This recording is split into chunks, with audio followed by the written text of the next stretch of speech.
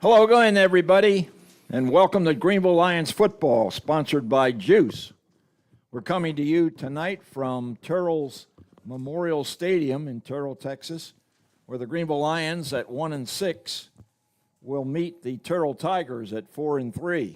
In district, Bentley, the Lions are 1-3, and Terrell is 2-2. They are, and Greenville's one win on the season came last week against Corsicana, of course, at home, while Terrell's two losses in district on the season came against Kaufman in Week 5. They fell 42-21, and then the following week again against Midlothian Heritage, 21-14. So two very tough games for the Terrell Tigers, as both those teams are probably going to finish pretty high in the district, and Heritage is probably going to win the district this season. Well, that's the voice of baseball, Bentley Burris. Yeah, Burris or Love. How about we go with Bentley Love? That's about the third or fourth time I've called you Bentley Burris. Well, you know, I know Bentley Burris. He's a pretty good guy. He's a good guy. I don't take offense to it. He's a good guy, but he's not as good as you. I'm Bob Muty, also alongside Matthew Middleton, our technical producer. And we've got a beautiful night for football, Bentley.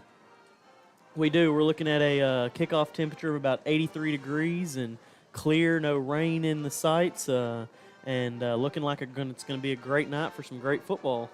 It was pretty breezy earlier in the day. I do not see a flag, but probably we're going to see mostly ground game tonight because Terrell is coming into this game averaging 156 yards rushing per game. Yeah, they are, and that's going to be kind of the key for Greenville to slow that run game down, because Terrell definitely does lean on that quite a bit, and it's going to be the key also for Greenville to get that run game going really well on offense. Is Terrell in losses are giving up about 128 yards a game, but only 94 yards a game on rushing whenever on the defensive side of the ball. So Greenville needs to pound that ball early and often. Well, we were told that Terrell would use a running back by committee, but last week, junior Roderick Hambrick, who will wear number 2, rushed for 236 yards and 5 touchdowns, 10.3 per rush against Ennis. Yeah, and we're going to see Hambrick probably get the ball a lot tonight, but the Lions also got to make sure they look out for Cordrick Johnson as well as Brian White Jr. Both those guys are having good rushing seasons too. Not quite as good as Hambrick, but they are running the ball a lot. It's probably the rest of the committee. It is the rest of the committee. They're averaging 26.9 points per game this year. So, you know, we're pretty sure that we're going to see a lot from Hambrick and those other two guys. The quarterback is Cooper Kennemer. He's a left-handed junior, and from what I'm told, he's got some pretty good wheels also. Yeah, he does. He's running the ball quite a bit, as he's got about 327 rushing yards on the season. So he's definitely capable of running the ball without a shadow of a doubt. So captains are getting ready. The captains for Terrell are big Keandre Johnson. He'll wear number 88. He's a defensive end, and occasionally he'll line up at running back. Alongside him is linebacker Omari Thompson, who'll wear number 33. Number 6 is Ibrahim Fofanu. And number 5 is Ryson Martin, who's a DB who had a pick last week against Ennis. For the Lions, Victor Orsornio is going to be one of our captains tonight, along with Nick Just and Aiden Lewis, who is not suited up tonight, as well as Caleb Yost. I don't know what Lewis's problem is. I'm not 100% sure either. Did not get word on that until I got the roster or the depth chart yesterday and saw he wasn't on there. So if we find out, we'll let y'all know. But at the moment, not quite sure why he's not playing. Terrell will be suited today in a really nice-looking gray jersey with white pants and red helmets. The Lions will be dressed completely in white, which is a pretty good look. I like it. Yeah, they're new uniforms this year, and they wear them well, without a doubt. They've just completed the coin toss. The Lions have their back to the north end. Terrell won the toss and defers, so they will be kicking to the Lions, and Greenville will be moving from our left to our right, which is from the north to the south. Got a really nice scoreboard here tonight. It's got a video instant replay, but the only problem is one of the goalposts is right in front of the clock, so it may be a little bit of a problem for us trying to keep you posted as to how much time remains in each quarter, half, or the game. And we're going to take a break here for the national anthem.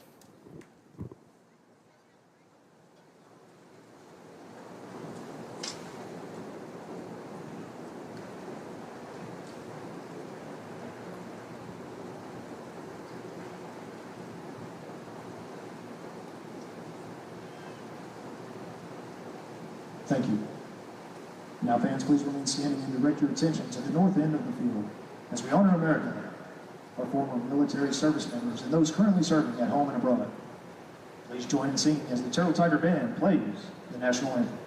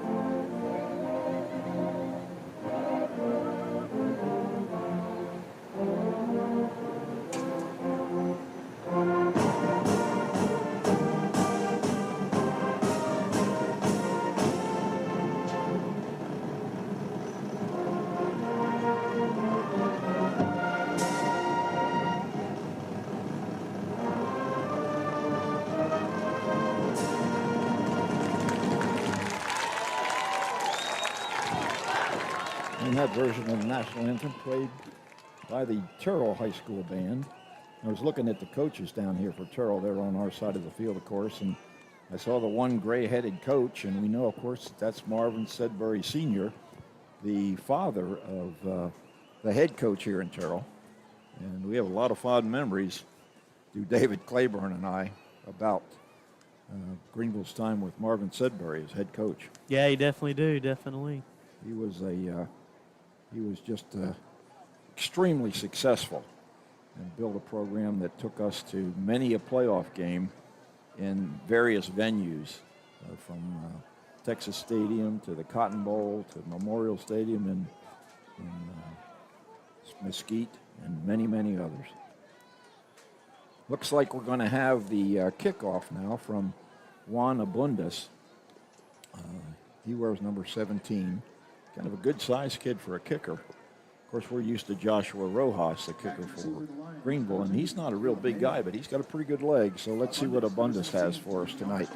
Deep for Greenville, standing at the 25-yard line.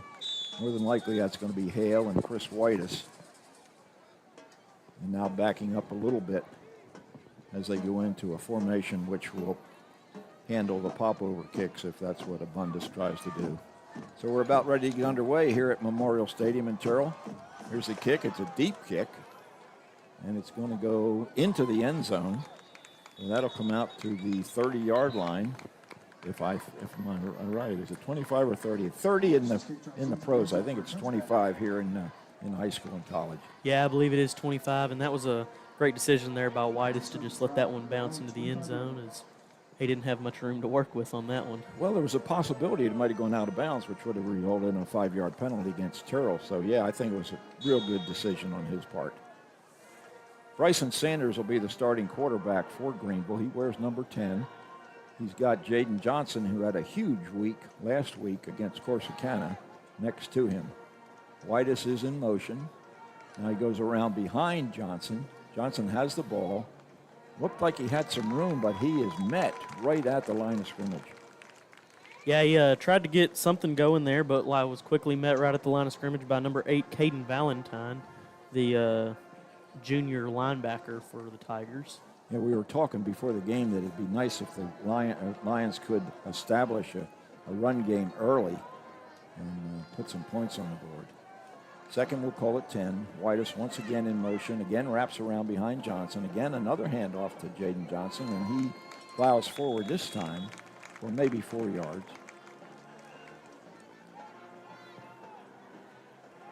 Yeah, and it looks like they are going to call it a pickup of about 3.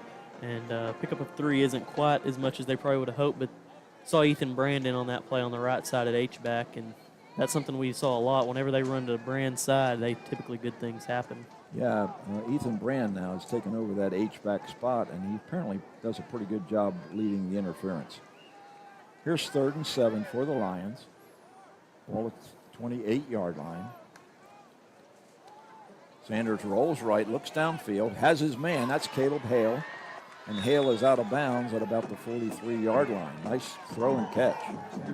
And Sanders was able to have some pretty good coverage there as he rolled out right and was able to find his man downfield and pick up some good yardage there. Sanders seems to be doing much better with his passing here the last couple of games. He was 9 for 12 last week for 93 yards. Well, I'll tell you, he looks more comfortable now than he did the first few games. Of course, he was the backup at the beginning of the season behind freshman Phoenix Rodriguez. Here's a handoff once again. That's Jaden Johnson. Breaks one tackle. Minimal yardage on that play. Yeah, it looked like a pickup of about 2 there, so that'll bring up 2nd and 8 for the Lions. Yeah, that's Amari Thompson from his middle linebacker spot. Put the Coyetas on that run. 2nd and 8 for the Lions. Ball spotted at the 46-yard line of Greenville. 10:04 remaining in this initial first quarter. Sanders looks downfield. Again, slings it out to Whitus this time. And Whitus is brought down in Terrell territory at about the 48. Number 5, Chris Whitus. They're going to say got it all the way out to the 47, so that'll bring up 3rd and 1 here for the Lions, as I imagine we're going to see him probably hand it to Johnson and try to run something up the middle, because he was real effective last week with that. Well, let's just wait and see. That would be the expected call. Let's just hope we can get the blocking up front to get the conversion. 3rd and a long one. Whitus again in motion. He does hand to Johnson, and Johnson has the first down. Off right tackle. Good job by the guys up front. Johnson gets thrown down, not before he gets a first down. Yeah, so great play there by Johnson with lots of good blocking by Brand as well as all the guys up front on the line, and picked up quite a bit of yardage there. Damian Bankston's in the game at a kind of a tight end spot, and he might have been involved in the interference that time as well. Now he's split out a little bit to the right. 3 receivers left.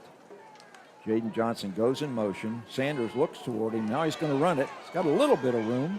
On the scramble, he picks up about 4 or 5 yards. Good recognition, not anything going, so let's just take it and get as much as we can. Yeah, you're definitely right. We call that a pickup of about 4 there, as That's one thing that Sanders is really good at. Whenever he can get a little bit of open room, he's good at breaking a few tackles and picking up some yard from the quarterback position. He's a completely different quarterback than Phoenix Rodriguez. He uses his legs quite a bit more effectively. Man in motion now, crosses in front of Sanders. Second, and we'll call it 6. There's a handoff to Johnson. Johnson powers his way very close to first down yardage. Yeah, it looks like he's going to be about a yard short, so that'll bring up third and, I'm going to call it 2 yards short, bring up 3rd and 2 here for the Lions. Very impressive drive for the offense so far for Greenville. What we like to see. And it's been a pretty good mix, run and pass. So it's not just Jaden Johnson on the ground, although he's certainly done some damage. Yeah. 3rd and a long 2 for the Lions. Whitus again in motion. Low snap, handled by Sanders. Johnson runs into some obstacles right at the line of scrimmage and bounces outside nicely for another conversion. Yes, that'll bring up 1st and 10 here for the Lions from, it looks like, right about the 29-yard line. Johnson threw a shoe on that run. But, since he's been inserted into the starting halfback spot, which was against Corsicana last week, 175 yards last week, and so far tonight, been very effective. Yeah, and we saw he was very effective last season, so it's good to see him get in there and run the ball a lot this year, too. Another man in motion again, crosses in front of Sanders. Sanders takes a snap, fakes to Johnson, and there's a stoppage of play as somebody was in motion prior to the snap for the Lions. Going to be a procedure penalty against Greenville. First penalty of the game, that will cost the Lions 5 yards. Yeah, and that'll go against Chris Whitus. So it'll bring up 1st and 15 for the Lions from the 34-yard line. Yeah, I'm not sure I agree with the guys when they go in motion and they keep their feet going. Yeah, I'm not 100% sure that I do either. Yeah, I don't know exactly what the purpose of that is. So I guess you're a little bit more alert, but that time he just got his feet moving forward enough to cause the penalty. So Caleb Hale split to the right. Whitus split to the left. Man in the slot. And it's Whitus once again, wraps around behind Johnson. And Johnson gets nice hole up the middle. And he gets down to the 30-yard line. There's a penalty thrown by the referee from way back at the 45-yard line. He's got a pretty good arm.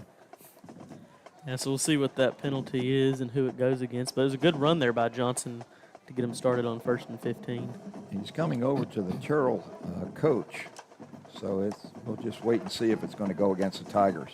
Got a pretty good cat fight here tonight so far. Lions versus the Tigers, Bentley. Yeah, we do. 2 big cats going at it. Now, when you say big, you must be talking about Braden Maps, Levi Davenport, or Keandre Johnson. Yeah. Okay, the penalty goes against Terrell. Matthew, what was it again?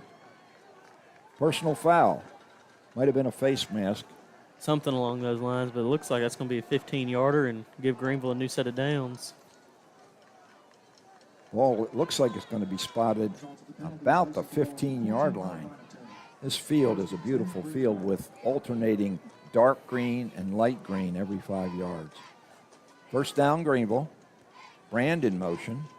Sanders looks out. It's a bubble screen. It's a double pass. Whitus finds his receiver in the corner of the end zone for a little trick play. Touchdown, Greenville. Yeah, and that was Bankston back there in the back corner of the end zone, and we've seen him catch a pass so far this season, but not one from Whitus. Didn't know Greenville had something like that in their playbook, but glad we got to see it. Now, that was a very creative play call, no question about it. Brand went in motion to go out to block with the other receiver. Quick pass to Whitus, and Whitus found Bankston in the corner of the end zone for 6. Here's Joshua Rodriguez out of the hold of Ethan Brand. The kick is up, and it's good. Lions 7, Tigers 0, with 5:52 remaining here in the first quarter. Yeah, Rojas's kick set Greenville up for a great situation there. They not only did they put 7 up, but they also ran almost a little over 6 minutes off the clock on that drive. And Brand did a good job. That was kind of a low snap. It was. So Ethan Brand doing double duty as a holder and as the H-back. And, last week I was looking for Greg Washington, and I didn't hear his name called very much. And it seemed like Johnson was running behind Brand pretty regularly. So I'm thinking that maybe Ethan Brand, who was a former quarterback at the JV level, must be a pretty darn good blocker. Yeah, well, and he was a bigger quarterback, but he's definitely good back there in that role. And I don't know if that's something they figured out in practice or if they figured that out early in last week's game that it was really working. But once they figured it out, they've stuck with it, and for good reason, as he's been doing a great job there. I wonder what the feeling is down on that Terrell sideline to have the ball just rammed down their throat, 75 yards. I'm not exactly sure how many plays, but I would guess somewhere around 8 or 10. Again, a nice mix of run and pass results in that Greenville score. This Greenville offense is just totally different from what I saw before I had to take my little sabbatical. Yeah. And they've had lots of different things change on this offense, maybe different people playing different roles, and it seems to be playing pretty well. We know Rojas can kick the ball 50 yards, but I'm suspecting we're going to have a pop-over kick here because we don't want to get the ball deep. And it is indeed. Comes down at about the 21-yard line, taken there, and quickly brought down. Beautiful defensive play. That's Bankston again. He gets the touchdown. Now he gets the play on the coverage team. Yeah, and that was number 19, Elijah Weber, on the reception there for the Tigers. But that's something that's good about Bankston. He doesn't get complacent at all. He just scored the touchdown, but it's still time to go to work, and he makes the play there. Yeah, and Bankston's only a junior, so we get to see him again next year. And Bankston's also a dual sport athlete as he plays baseball, and I believe he plays third base for the Lions. Okay. All right. Cooper Kennemer under center, and he hands the ball off to one of the running backs, and nothing doing.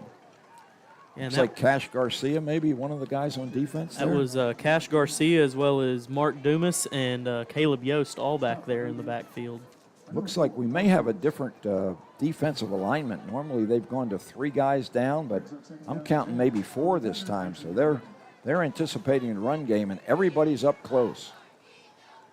Fakes the handoff. It's a wide end. It's a halfback pass. Unfortunately for Terrell, it was overthrown, looking for Keandre Johnson. The big defensive end playing a little bit of wide receiver. Yeah, and I definitely don't see Greenville doing something like that, as we're probably going to see a pass play here on 3rd and long. But when Terrell doesn't put any receivers out wide, it makes you feel a little bit better about sending pretty much everybody rushing. Yeah. Well, had they gotten a better ball that time, Johnson probably would have scored, although the Greenville defender, which I think was number 14, and he was pretty close by. Here's a left-hander.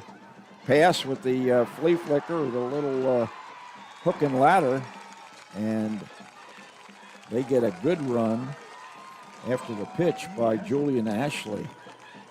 And that's a first down for Terrell up at their own 45-yard line. Yeah, and that tackle was made by number 14, Adrian Hawkins. Kennemer quickly, this time hands off to Hambrick. Hambrick is loose, and he's brought down by the shoestrings right at the last minute by Mark Dumas. That had 6 points written all over it. First down, Terrell again, this time down at the Greenville 32-yard line. Cooper Kennemer under center. Hands off. I think that's Hambrick once again, but he's in the grips of 2 Greenville Lions. Looks like Mackay McEwen and Jeremiah Brown. And we also see Teeters in there as well.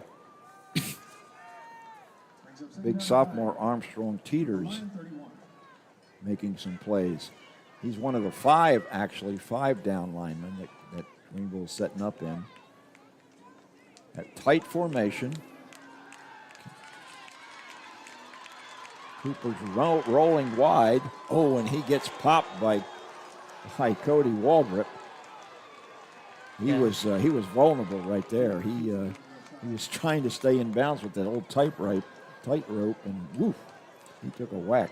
Yeah, and that was a good play there by Waldrop, as the quarterback there was knocked off balance by Jaden Johnson on the play, but Waldrop was able to come in and finish him off.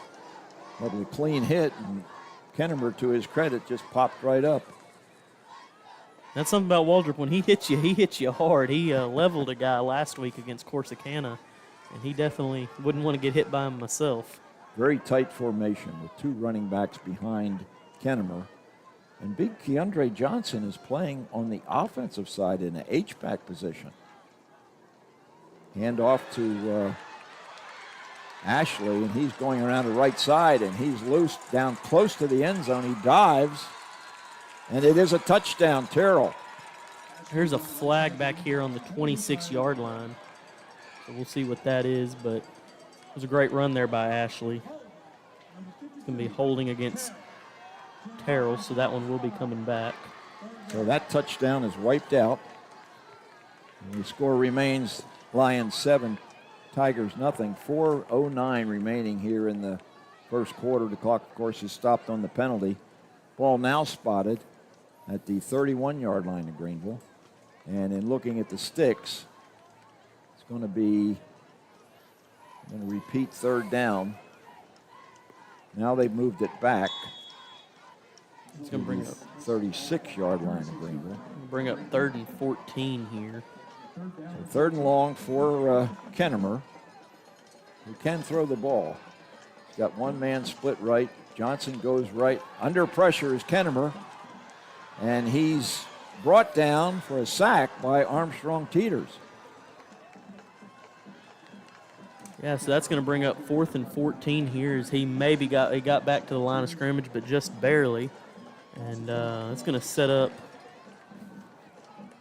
Looks like at least 4th and 15 or 16. Let's see what Coach Sedbury decides to do. They are in Greenville territory inside the 40, so it looks like they're leaving the offense on the field. Yeah, it does, and can't say that I blame him for that. That's probably a pretty good call here. See what the offense can get going, as they got a long way to go. Let's see if they run behind Keandre Johnson on the right side. Here's a fake, a handoff again. Pressure, holding call.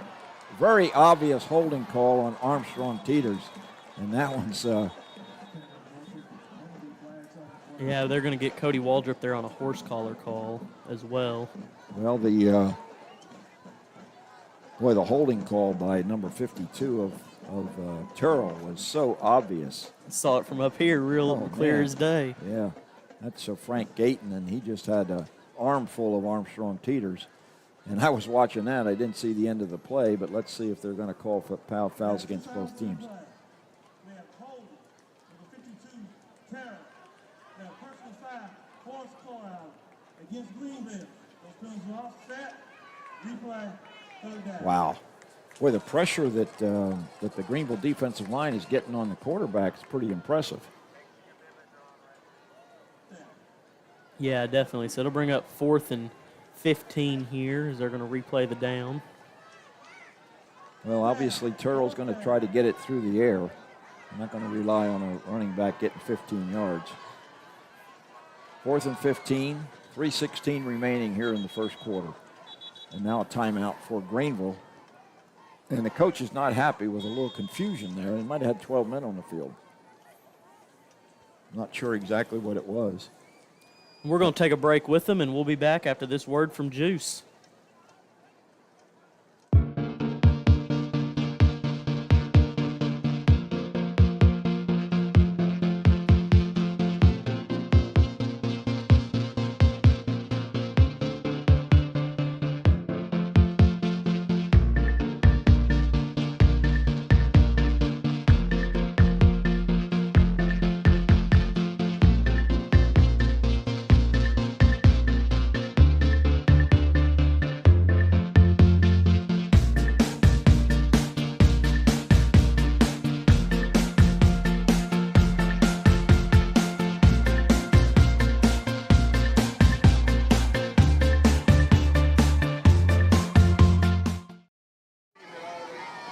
Bob Muty and Bentley Love back here at Terrell Memorial Stadium, where Terrell trails Greenville with a 4th and 15 at the Greenville 37-yard line.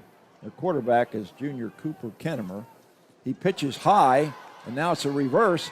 looking for Kennemer downfield on the quarterback pass, and he cannot bring it in. Well, I'll tell you what, we've seen some trick plays early here tonight, Bentley. We have, and that was a great play call by Terrell there, as nobody was really expecting him to throw it to Kennemer, and he was wide open, but thankfully for Greenville, that ball was just a little out of his reach as it bounced off his hands. So it's going to give Greenville pretty good field position here to get started on their second drive of the game. Might have been Rice and Martin that tossed that downfield. That was a pretty darn good throw. I think it was catchable, but Kennemer's a quarterback. Sometimes quarterbacks can't catch. Yeah, if he'd thrown it to a receiver, he probably would have hauled it in. But as a quarterback, that one had to be 100% perfect on the money, and it was only about 85 or 90% on the money. So the Greenville defense comes up with a stop, turnover on downs. Greenville takes over at their own 37-yard line with a 7-0 lead over Terrell, the favored Terrell Tigers. Bryson Sanders, a junior quarterback. Brand in motion. Fakes the handoff. Kind of rolls right. He's on the scramble now. There is a penalty on the play, and there may be a hold going against the Lions. Yeah, and Sanders was under a ton of pressure there, so he just opted to throw the ball out of bounds, and understandably so, as he was probably about to take a sack. So 1st and 10 will become 1st and 20 after they mark the penalty. Ball will be moved back to the 27-yard line of the Lions. Not a good way on your second series to start. First down is such a critical play, and to be now faced with 1st and 20 kind of puts the Lions a little bit behind the chains. Yeah, and now you kind of got to look at they're extremely likely to throw the ball here, I would say. Well, Whitus goes in motion. Jaden Johnson standing next to Sanders. As Sanders' pass is tipped, and that's Zyron James, who I think was the guy who was held on the last play, and he makes the deflection, which is going to bring up 2nd and 20 now for the Lions. Yeah, and number 16, Kenneth Allen Jr. on the Tigers' defense just read that snap count perfectly and was able to time it off, and he was back there pretty much about the same time the ball was. Looks like the Terrell defense has decided they're going to do some blitzing. 2nd and 20. Ball spotted at the 27-yard line of the Lions. Sanders takes a snap, drops straight back. Pressure from Johnson. He finds Bankston, and Bankston breaks a tackle, and he's up very close to the 40-yard line. Yeah, it looked like they're probably going to mark him out of bounds at about the 42, maybe 43-yard line there. So that was a huge pickup by Bankston. He broke a couple tackles, and Bankston just making all kinds of plays for the Lions. He's having a heck of a night, I'll tell you what. And that was a good throw by Sanders. Bankston was wide open, but then the tackler hit him low, and he just broke through and got an additional 10 yards after the catch. Yeah, so it'll bring up 3rd and 5 here for the Lions, as they're in a much better situation than they were a few plays ago. Very manageable. Let's see if they can convert. Chris Whitus goes in motion, wraps around once again behind the running back. Now he's going to get the pass. He breaks one tackle, but can't break the other one, and that's going to be right at the line of scrimmage. I like the call, though. I mean, they're really showing some creativity, some ingenuity here with the offense, both teams. Yeah, you're exactly right. So that'll bring up 4th and 5 here for the Lions, as Joshua Rojas, the junior kicker and punter, comes on to punt it away for the Lions. The deep snapper for the Lions is Evan Shutt. 3 blockers standing in front of Rojas. That's a new formation for the punt team. It's a high snap. Rojas goes up and gets it, gets a high kick away. It's going to be short. Comes down at the 35-yard line and bounces right into one of the Greenville cover men, Adrian Hawkins. So that's where the Tigers will take over.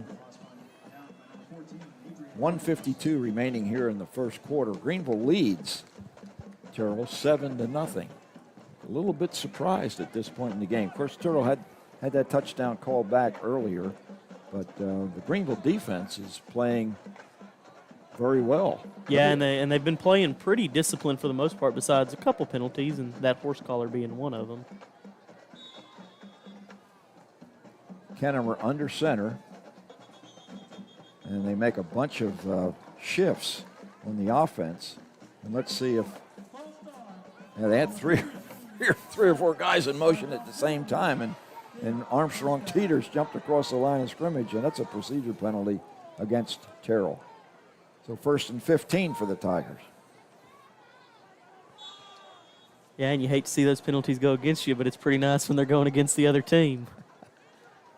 Pretty clean game thus far, but we have had penalties on both sides here in the first quarter.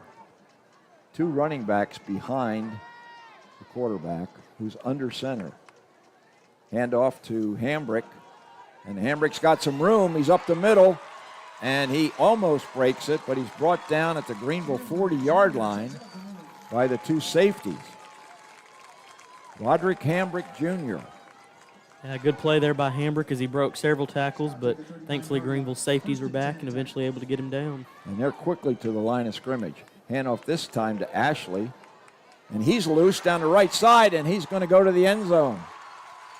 Julian Ashley. So 2 plays in the Terrell running game, and bingo, they've got a touchdown. Yeah, and that's one of those reasons why it's super important to keep that running game at bay like we talked about before the game, because they've got several guys in that backfield that are more than capable to tear off some big runs. That run by Hambrick, I mean, it was straight up the middle. And he got himself in gear very early on. It looks like maybe that one's coming back. Yeah, there's a flag on the play against Terrell, so that one will be coming back. That's a late flag that I missed. But take that 6 points off the board, and let's move Terrell back a little bit. Going to move the ball back to the 42-yard line of Greenville. So that was a spot foul. Must have been a holding call. So it results in a 10-yard penalty, but it's not from the line of scrimmage. So with 1:29 remaining, Terrell's now forced with a first, and we'll call it 13 yards to go. Yeah, and we'll take that as that sets Greenville up with another situation here to correct their mistakes and make something happen. And Terrell all of a sudden struggling with penalties. Handoff this time to Hambrick again. Brought down after a short pickup that time by Jaden Johnson. Yeah, good play there by Greenville's defense as a whole. Is a pickup of about 5 or so, bring up 2nd and 8. Handoff once again to Hambrick, and Hambrick runs into number 30 for Greenville, and he put a hit on him. That's Cameron Clayton. Boy, that was a stick. 3rd and 3. Handoff to Ashley, around the right side again. This time he can't get loose, but he does get a first down. Terrell doesn't waste any time getting to the line of scrimmage and calling a play. No, they do not. They use all that time they can and get as many plays run as they can in the time provided. Clock stopped for the first down. Now counting down below 50 seconds here in the first quarter. First down, Terrell at the Greenville 26-yard line. Handoff this time to Hambrick, and Hambrick is brought down with a good tackle. There's a flag on the play over at the 26-yard line of Greenville. Jeremiah Brown with a good form tackle on Hambrick that time. See what the call is this time. Kind of misspoke, I think, early about this being a clean game, free of penalties, but Terrell is particularly hurting themselves. This time it's an offside call against the Lions. Well, that'll make it 1st and 5. Not moving the chains. We've got a little problem with the chain gang on the far side. I'm going to reset the clock. The clock was running. Now they reset it to 30 seconds. So it's 1st down and 5 for Terrell. Man in motion. Pitch out this time. And down to the 10-yard line. That's Hambrick. No, that's Cordrick Johnson on that run. He wears number 3. Johnson wears number 2. So it's a little bit difficult to determine which one of those guys has got the ball, but I think that might be Johnson's first run. I think you're right. It is a first down for Terrell. It's at the 10-yard line. So it's first and goal. Hand off to Ashley around the right side. It looks like he's going to score, and he does. And there's a penalty once again from the umpire in the backfield. And let's see if we had a holding call downfield. And it looks like he is signaling that it's a holding call against Terrell. So that one will be coming back as well. Might be going against the center, Sean Lee. He kind of was saying, what the heck? But that's three touchdowns called back for Terrell already tonight.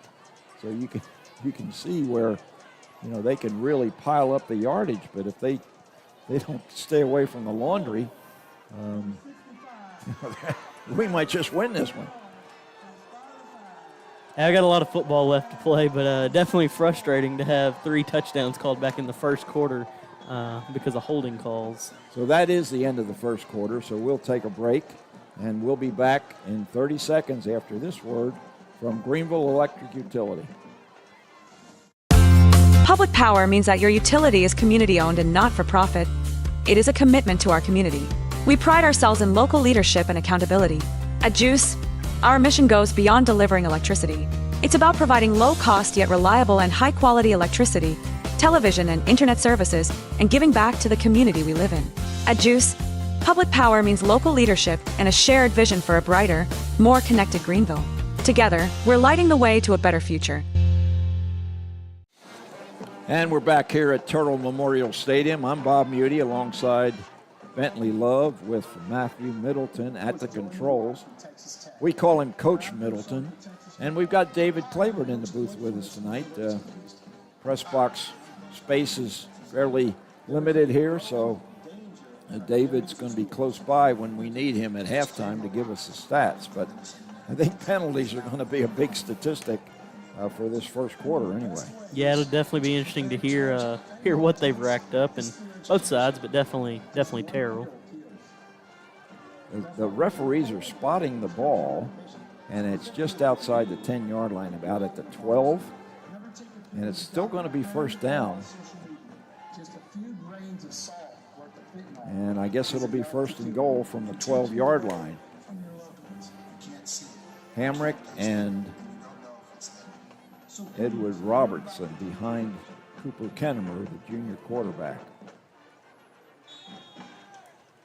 So far, Terrell's extremely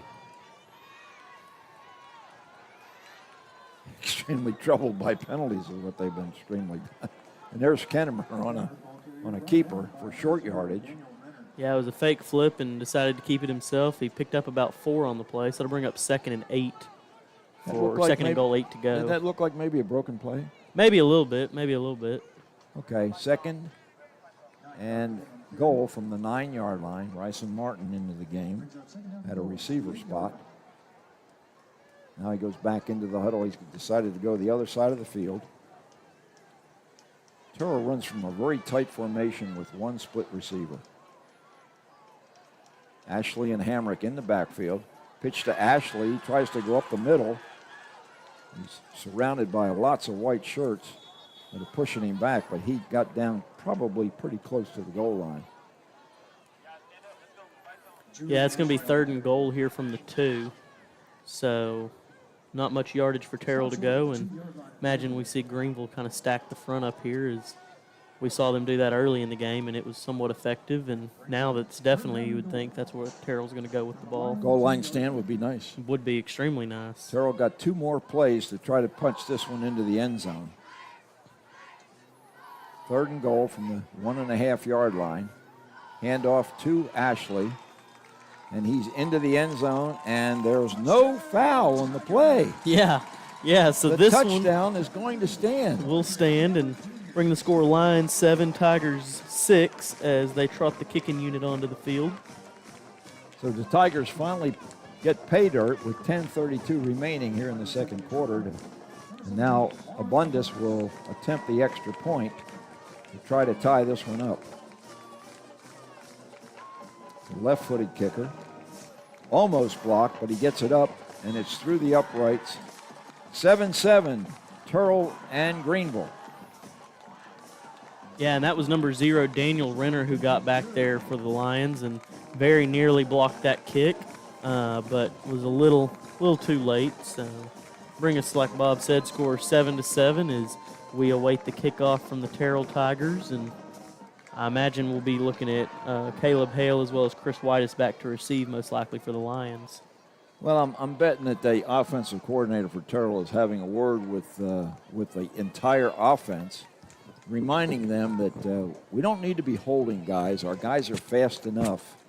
So let's just keep our hands off the white-shirted Lions and see if we can get some of these touchdowns to stand.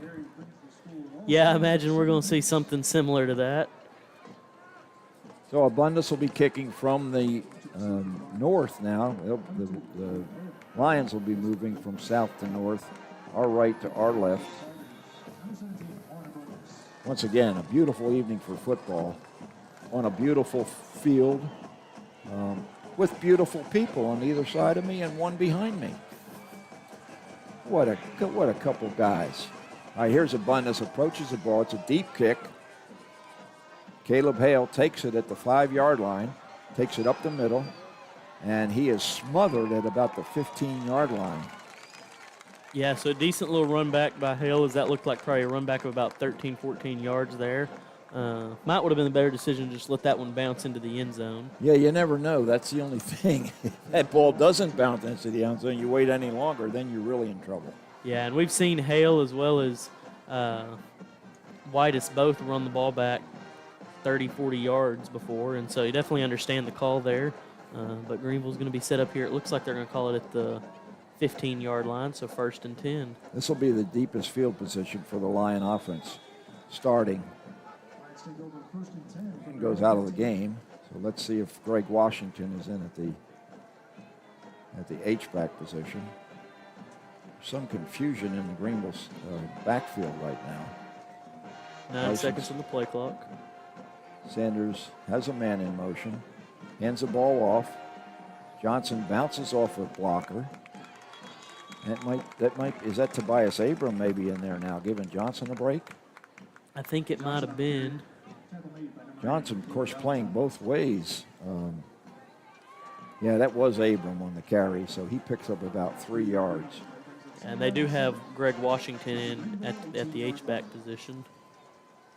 Tobias Abram has kind of made an appearance about 4 or 5 games ago and has shown to be a pretty darn good running back. He's just a junior. 2nd and 7. Handoff again to Abram. And he bounces outside. Never does go down, but his forward progress is stopped about the 17-yard line. So no gain on that one. Yeah, as it's going to bring up about 3rd and 7 for the Lions. Have 3 receivers to the right. Bankston is split out to the left. It's a critical 3rd down. The Lions need to keep some momentum here. Washington was in motion. Sanders rolls right. The ball slips through the fingers of Caleb Hale and falls incomplete. Yeah, and that could have been extremely bad as that one bounced into the hands of Terrell's DB, but thankfully bounced out of the hands as well. Yeah, he wasn't expecting that ball to go off the hands of Hale, and he wasn't quite ready for it. But, yeah, that could have very well have been an early interception deep in Greenville's territory. So once again, Rojas is going to be in punt formation, standing at his own 5-yard line. Had some interesting snaps today. I hope we can get a good one here from Shutt. And it is a good one. It's a kind of a rugby-style kick, and Rojas didn't get much of that one. That thing is recovered by Terrell at the 26-yard line of Greenville. Yeah, so definitely not the best kick we've seen by Rojas by any means. As that's going to set Terrell up with some really good field position here from from Greenville's 27-yard line. Oh wow, yeah. That Terrell kind of covered that like it was a kickoff, like they had to cover it. But course, on a punt, you just let the thing roll dead and actually bounce backward a few yards in Terrell's favor. So a real challenge now for the Greenville defense with 8:55 remaining in a tie ball game. One score each for the Lions and the Tigers.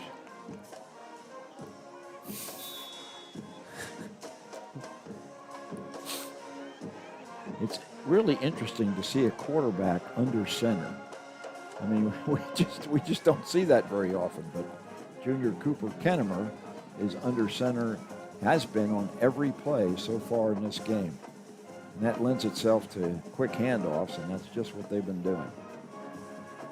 This time it's kept by Kennemer, who faked handoff twice, breaks a tackle by Waldrop, but he's thrown down for either no gain or very little gain. Yeah, he hurdled one defender and then broke a couple other tackles and then was taken down eventually by several lines, including appeared to be Ethan Brand, number 12, as well as number 14, Adrian Hawkins, on the play. Pretty impressive by the young quarterback breaking tackles there. Second and we'll call it 10. Handoff this time to Hambrick around the right side. He's down the right sideline and he's into the end zone standing for a touchdown. He jumped over the attempted tackle by Mark Dumas on his way to that touchdown. Yeah, and Dumas dove, went for his legs, and tried to take him down, but Hamburg was one step ahead and was able to hurdle him and go into the end zone virtually untouched there. So the short field is advantageous for the Tigers, and they put another quick score on the scoreboard with 8:13 remaining here in the first half. Abundance for the PAT is a high kick, up and good. Terrell now 14, Greenville 7. And we've got to do a better job of establishing field position, get our offense in gear again. Yeah, we definitely do. And that extra point, too, was also very nearly blocked by Daniel Renner as he was flying through the air, but just a hair off time. You know, last week, Aiden Lewis blocked 2 field goal attempts by Corsicana to save the game for the Lions. And it was interesting. Coach Collins tried to ice the kicker, and he had the kick blocked. And they did it again, and Aiden Lewis blocked it again. Yeah, he looked at Coach and said, "Don't worry, Coach, I'll go out there and do it a second time. We'll keep this game in our grasp." And I got your back. I got your back, Coach. Don't sweat it. But I wonder if he was hurt on that play, because obviously he's not in uniform tonight, and he's a good player, one of the captains for the Lions. Yeah, definitely a good player, and yeah, I don't know. Another thing that's unusual with the game tonight is Abundance is kicking the ball deep. We're so used to seeing these little pop-over kicks, and Abundance has got a pretty good leg, as does Rojas. Now Greenville's looking for the short kick this time. Let's see if that's what they get. And indeed, that's what happens. And Hale lets it go out of bounds, so that'll be a penalty against Terrell for a procedure. Yeah, and we'll take any of them that we can get there. That'll add a little bit of yardage and give Greenville a little bit of a better starting field position there. I don't see a flag on the play, do you? Not other than the one they threw for the ball going out of bounds. Legal kick out of bounds. Number 17, Terrell. 5 yards from the out of bounds spot. Yep, Lions are going to have that tacked on to the spot where the ball went out of bounds. On the left hand. Looks like it's going to be spotted at the 30-yard line. Much better field position than last time. Better than the 15 for sure. Definitely. Twice as good. Twice as good. Here we go. Bryson Sanders with Tobias Abram in the backfield with him. 3 receivers split wide right. Ran back in at H-back. Up the middle goes Abram. Bounces off one guy, tries to run over another one, and bulls his way for about a 5-yard pickup. Yeah, and that's just a classic example of he would not be denied, as he drug about 3 Terrell defenders with him and wasn't able to go too terribly far, but pretty good considering he was dragging quite a bit of weight behind him. Call a 4-yard pickup for Abram. 2nd and 6 for the Lions, 7:48 remaining. Clock moving here in the first half. Terrell leads 14-7. Junior Bryson Sanders at the controls for Greenville. Brand in motion. Low snap. Looks right. Finds Hale. complete, but for a short pickup inside the 40-yard line. Yeah, so that's going to bring up about 3rd and 1 here for the Lions after the pickup of about 5 on the play. You'd like to see Hale go a little bit deeper on that, so that, if the completion is made, he's got a first down. Yeah, I agree, and it's interesting is the Lions have Renner in at running back. You would think typically in this situation they'd have Johnson or maybe Abram back there. Well, we know that Renner doesn't run up the middle nearly as well as those other two guys, so let's see what Coach Clark has in mind here as Whitus goes in motion. It is a handoff to Renner, and Renner does bust his way up the middle, and it'll move the chains. That's a great run there by Renner as he was able to find a gap there and pick up about 3 or 4 yards there and give the Lions a new set of downs. We're used to seeing Daniel Renner, of course, in the defensive backfield. He's really, really quick on the track team, one of the sprinters on the 4x1. So first down, Greenville, ball spotted at their own 42-yard line. Sanders takes a snap, fakes to hand. That ball was off the hands of the receiver. It was a little bit too tall. Or I think that was Ethan Brand. Yeah, I think you're right, and that it bounced around several defenders' hands before finally hitting the ground. Is thankfully for the Lions, that was the result of that play, and it'll bring up another 2nd and 10. Yeah, that was clearly a break for Sanders as he just kind of airmailed that one a little bit. 2nd down and 10 for the Lions. 2nd and 10 for Greenville. 6:18 remaining here in the first half. 2 running backs behind Sanders. He gives to Abram up the middle. That's Renner, excuse me. Renner just gets minimal yardage. Yeah, it looks like they're going to call it maybe a pickup of about 1. So it'll bring up 3rd and 9 here for the Lions.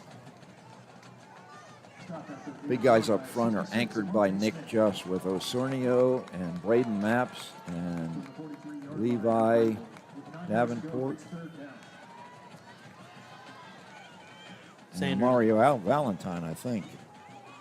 Sanders looks to his sideline to find his play, relaying it to his lineman. 3rd and 9 for the Lions. Need a conversion real bad at this point. Clock's running fast. This one's going fast. And we're not going to be here late tonight. Sanders scrambles now, and he slides down short of midfield. So that's going to bring up an interesting decision for Coach Collins on 4th down. Pick up about 3, bring up 4th and 6 here as Collins looks like he's going to decide to bring his punting unit out on the field. Well, Rojas had a little trouble last time. He kind of tried to do a little rugby style. Took a couple of steps to his right and just didn't hit it very well.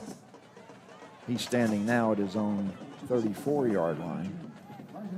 It's a 4th and 6 play.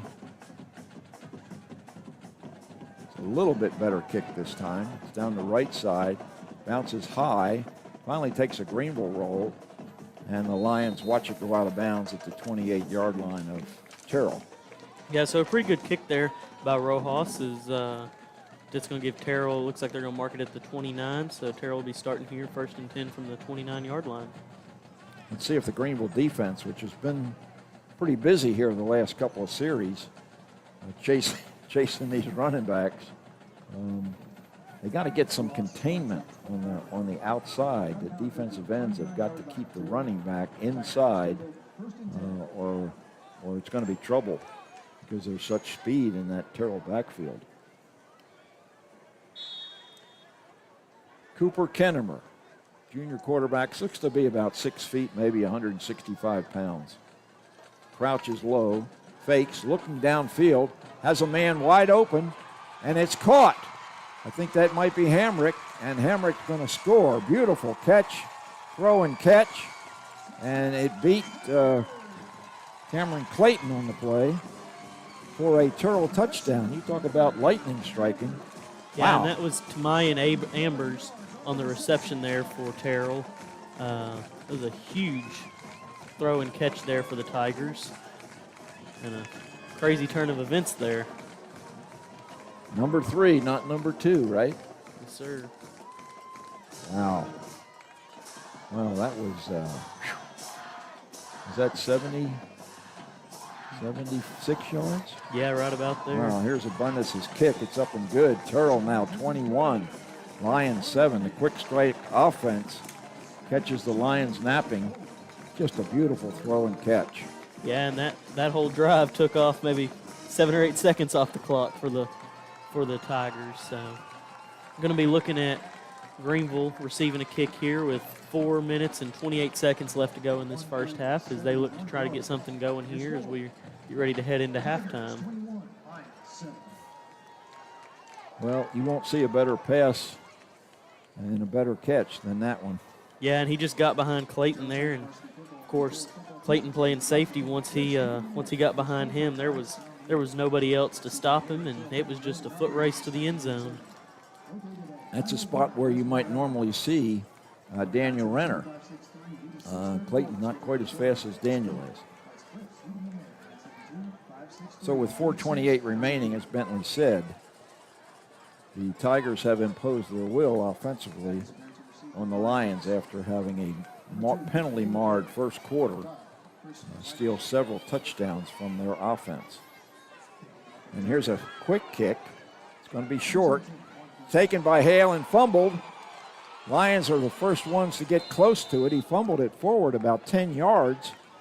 And good job by Caden Waters to get close to that one and protect the integrity of the Greenville possession. As we wait to see the official call as they're talking it over. And it is going to go Greenville's. But that was definitely a very, very close call there. Yeah, Hale he had to make a running play, and he just muffed it. It's just a tough catch. Well, that was an interesting kickoff formation for Terrell, as nobody was expecting him to kick it like that. Yeah, so they were all grouped up, and all of a sudden, Abundis turned around and approached it straight on and kicked it. It wasn't even a soccer-style kick, I don't think. No. Even the cameraman lost the ball, so it was definitely one that the Greenville wasn't expecting, but turned out okay for him, as it looks like they're going to spot the ball here at Terrell's 49-yard line. Much better starting field position for the Lions. Let's see if they can put some points on the board here before the end of the half. They've only got 4:24 remaining. They have 2 timeouts left. Bryson Sanders is standing in front of his running back. I think that might be Renner. H-back is Ethan Brand. 3 receivers split right. Hand off to Renner. Renner hesitates and then pushes his way forward for about maybe 3 yards.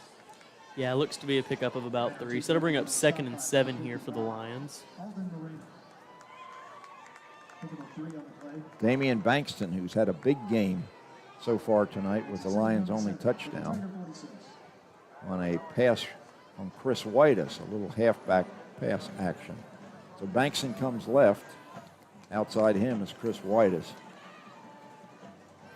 2nd and 7. Whitus in motion. Across the field. Snap to Sanders. Sanders looking for Whitus, and big Keandre Johnson just leaped and knocked that one down. It's a good thing he didn't catch that one. Yeah, great play there by the senior defensive end, as he just jumped up and swatted it away and bring up 3rd and 7 for the Lions. I think Johnson stands about 6'6" and weighs about 240 pounds. He's a D1 prospect, and lots of folks have been visiting Terrell, Texas, to find out if they can get him to come to their school. So that's a big defensive play by Johnson. It sets up a 3rd and 7 for the Lion offense. Do you think this is 4-down territory now that we're down 14 points? It may be, considering the fact, too, that Terrell gets the ball to start the second half. Brand in motion. Sanders has trouble with the snap, and he fumbles the ball, and it's covered initially by Terrell, and then once again by another Terrell defender, and that is Caden Valentine, who comes up with the fumble recovery. So the turnover is going to give Terrell very good field position, and Sanders is down, a little bit slow getting up. Yeah, looking like it may be a leg injury, is when he originally turned over. He was kind of holding his left, or I'm not sure which knee, but one of his knees. So he's initially I thought maybe he was just reacting to the fact that he was unhappy with himself for fumbling. But if he's injured, we may be going to our JV quarterback. Yeah, it'd be Julian Ramos, who I believe is wearing number 13 tonight. So hopefully Sanders is okay. We'll see if we've got a spot that we can possibly run here while they're tending to Sanders. Matthew, give me the word here, and we'll decide whether or not we'll take a break. Let's hear from GEUS. When GEUS first brought high-speed internet to Greenville, the world looked like this. Today, more than 20 years later, the world looks like this. Some things change over time, and some things stay the same. Fast speed, reliability, and hometown customer service. GEUS, delivering high-speed internet to our hometown for more than 20 years. Bob Mutey and Bentley Love back here at Terrell Memorial Stadium. Bryson Sanders has to be helped off the field, and the Lions are going to go ahead and take a timeout. But the junior quarterback appears to be maybe an ankle injury, Bentley? Yeah, it looked like it. As he was hobbling off the field with the help of some trainers, he wasn't putting any pressure on that left leg, and the way he was holding it looked like it was maybe ankle related. So not what you want to see. You never want to see a fumble, and then you never want to see an injury. So when you see both those things on the same play, that just makes it 10 times worse. Yeah, well, we were hoping that the Greenville offense could possess the ball for a while, maybe up until halftime. But that fumble recovery by Terrell now is going to give the Tigers offense a quick strike offense, the ball back with 3:36 remaining here in the first half. So it's going to be a challenge for this Greenville defense to try to keep the Tigers off the board. Yeah, and that's definitely not what you want. Is now it's going to give Terrell a real chance here of putting another one in the end zone. Is they can do it in 2 plays or whatever with their super fast running backs if they can break free a little bit. Yeah, Roderick Hambrick and Julian Ashley are behind the quarterback. And it's pitched to Ashley. Ashley bounces off a tackle and breaks his way, breaking other tackles inside the 40-yard line before Cash Garcia gets some help and brings him down. Yeah, it was Cash Garcia as well as number 66, Mekhi McEwen, in on the play for the Lions. First down, Terrell. Tight formation. Hand off to Hambrick up the middle. He's not very big, but he's quick, and he can get to that line of scrimmage fast, and usually has a pretty good hole, and he gets his momentum going, and he's tough to bring down. Yeah, he definitely is. He definitely is. So that was a good tackle there by number 52, Cash Garcia, with some help from number 4, Mark Dumas. Greenville defense is being challenged here with 3 minutes remaining in the first quarter. They trail 21-7. Terrell on the march. Handoff this time to a different running back. That's Brian White in there, and the junior picks up good yardage, very close to moving the chains. We'll call it 2nd and 3.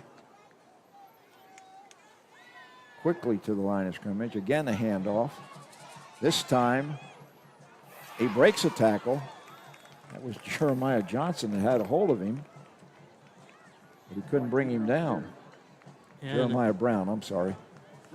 And he almost got out of Brown's grasp, but Brown was able to get him by the legs and take him down after he spun out of that upper body tackle. Yeah, that's a loss of a few yards. So it's a 3rd and we'll call it a long 4.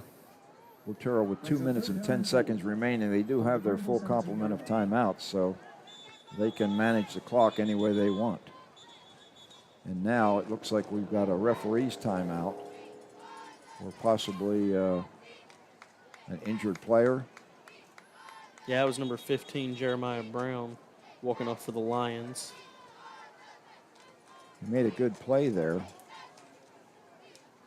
to bring up force that loss, tackle for loss, but now he's out of the game.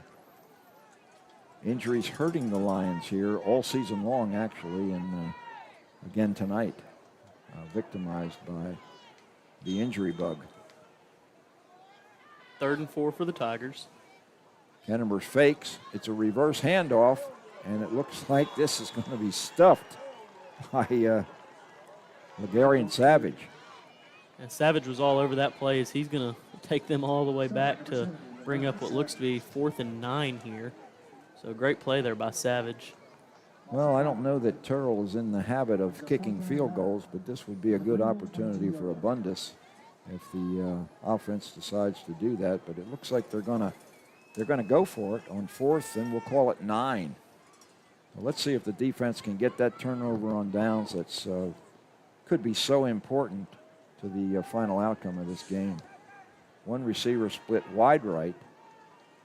He's looking left, throwing into the end zone. The ball is caught for a touchdown. Wow.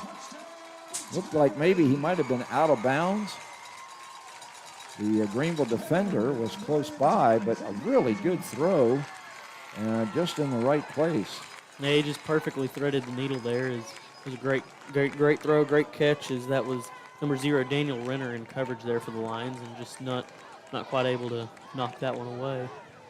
What a 4th down conversion for a touchdown for Terrell, and that quarterback. He's impressed me tonight with his throwing. High snap. Holder gets it down nicely, and Abundus' kick is up and good. Terrell 28, Greenville 7. So after the Lions get an early touchdown with a nice drive of 75 yards, Terrell has finally gotten over the penalty bug and put up 28 points quick. Yeah, they have. They went scoreless in the first quarter, but they've hung 24 on the Lions in the second. So they've got lines of about 1 minute and 6 seconds left to work with here in this first half, and maybe try to put some points up on the board to lessen this lead a little. They have just one timeout, and they're going to have probably a new quarterback into the game, and if indeed it is a new quarterback, it will be a very inexperienced quarterback. Hale and Whitus are the deep receivers. See if Terrell does a more conventional kickoff this time. Be interesting to see, as Ramos only took 1 snap last week, and it was a handoff play, and other than that, he's just been playing some JV football. So see what he's got going for the Lions possibly here. Juan Abundus, the kicker for Terrell. He's a soccer-style kicker, but as we mentioned, he hit one straight on. And it's a pop-over kick. Called for a fair catch at the 35-yard line. That's Jeremiah Brown. Or is that Caleb Yost? I'm sorry. That was Caleb Yost, number 16. Okay, so that's where the Lions will set up shop. Long way to go with very little time remaining. I'm almost thinking it might not be a bad idea just to hand it off and get into the locker room only down 3 touchdowns. Yeah, it'll be interesting to see what they choose to run here. Don't know that they're really going to want to throw the ball with this new, young, kind of inexperienced quarterback, as that is number 13, Julian Ramos, sophomore in quarterback. Well, you talk about a baptism by fire, and he's going to throw on 1st down. He's got a completion. Nicely done by the sophomore. Yeah, over the middle of the field there, as he found Chris Whitus, enough to pick up the 1st down, as they're quick to the line of scrimmage as the clock is rolling. That clock should have stopped. That was a 1st down, and that clock did not stop. Yeah, somebody's got to pay attention to that. The referee should have stopped that one. Low snap, handled by Ramos. He's rolling, scrambling now, and he's going to be brought down. That was Zyron James, one of the Terrell defenders, are bringing him down. Yeah, Greenville takes a timeout here, stops the clock with 28.6 seconds left on the clock. I'm really disappointed in the officiating crew there that clock didn't stop when that 1st down was achieved. Okay, let's take a break and hear a word from GEUS.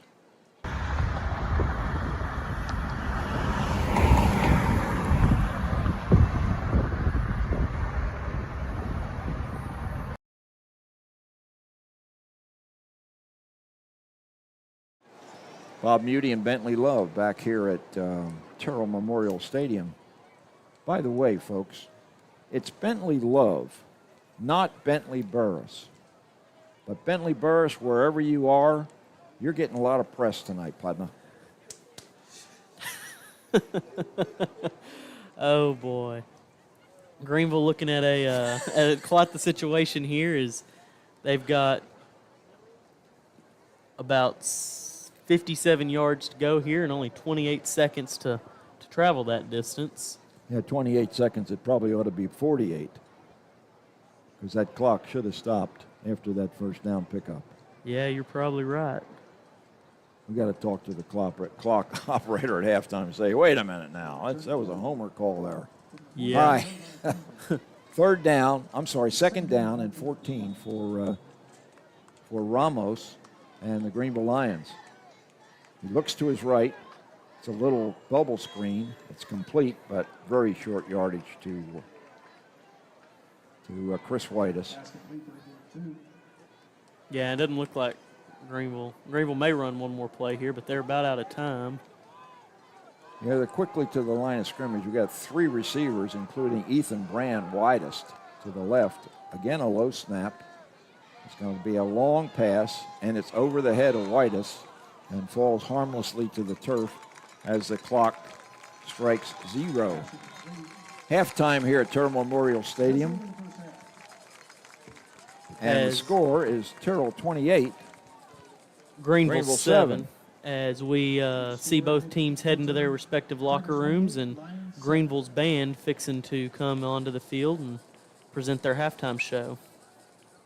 Well, we always enjoy the halftime performances, and we also enjoy talking to David Claiborne. And he'll probably have some statistics that'll knock your socks off tonight. Yeah, so we'll hear from Greenville's band, and then after that we'll be back with David Claiborne for some stats while Terrell's band comes on.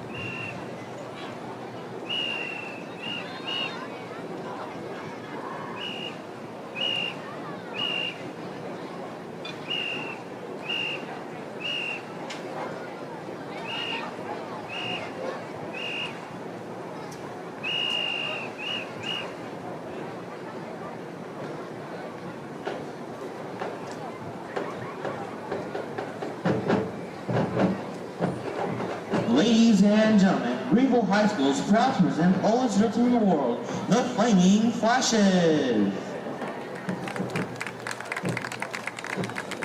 The Flaming Flashes are led onto the field by our 2024-2025 dance officers from left to right. Major Abigail Salas, Major Adriana Rios, Lieutenant Colonel TJ Mathis, Colonel Jillian Sherrill, Lieutenant Colonel Brisa Gutierrez, Major Skylar Castaneda, and Major Sophia Duran. Social officers for the Flaming Flashes are Chelsea Ariella, Veronica Ibarra, Brianna Jimenez, Allison Nicholas, and lead Miranda Nahara. Flashes of the week are Charlene Badilla Torres and Maite Ugalde.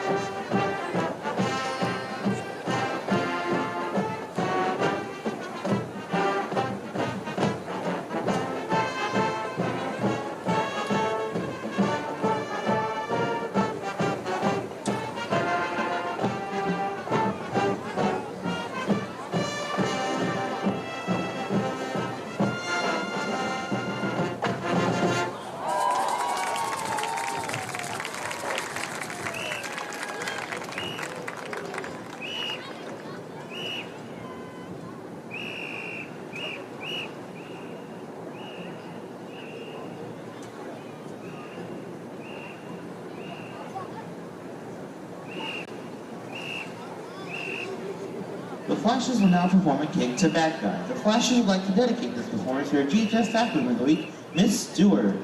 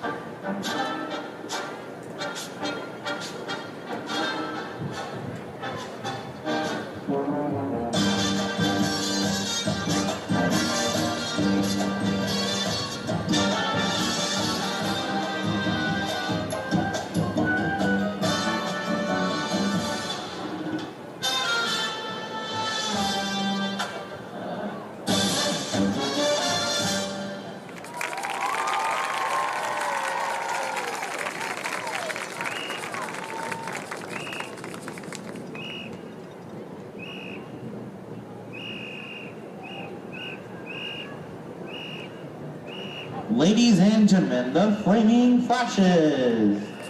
The Flashes are in the direction of Anna Strickland and Letitia Barrett.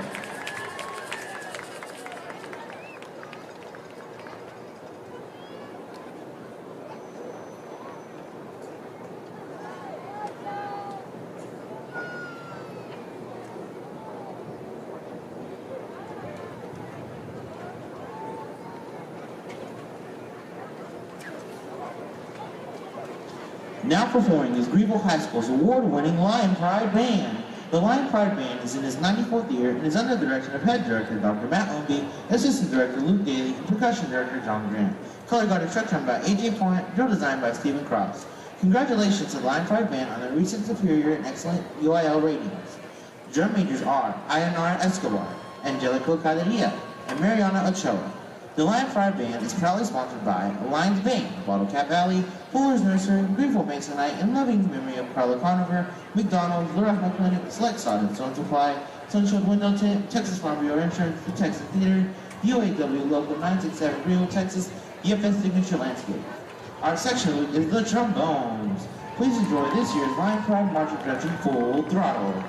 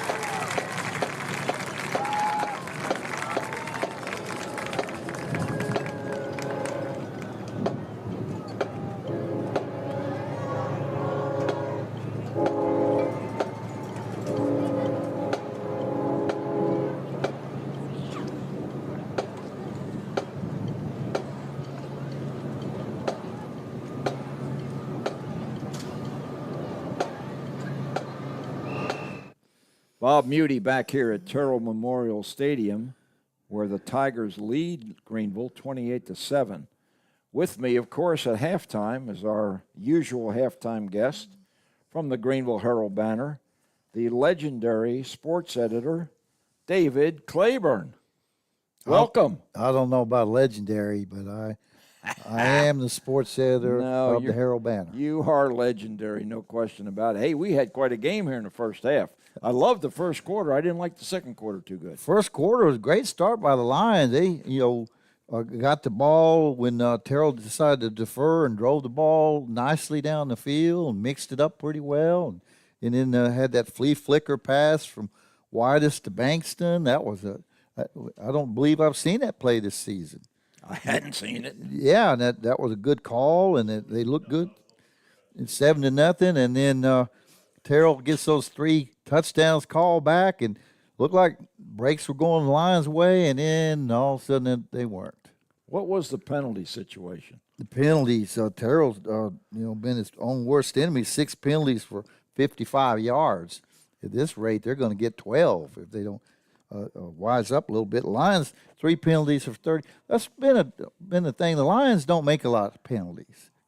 Coach Collins, they got pretty good control over these kids. And yeah, I've been impressed with them all season long. Every now and then they get a 15-yard. Sometimes it was a hustle penalty. Kid hit a little bit too late.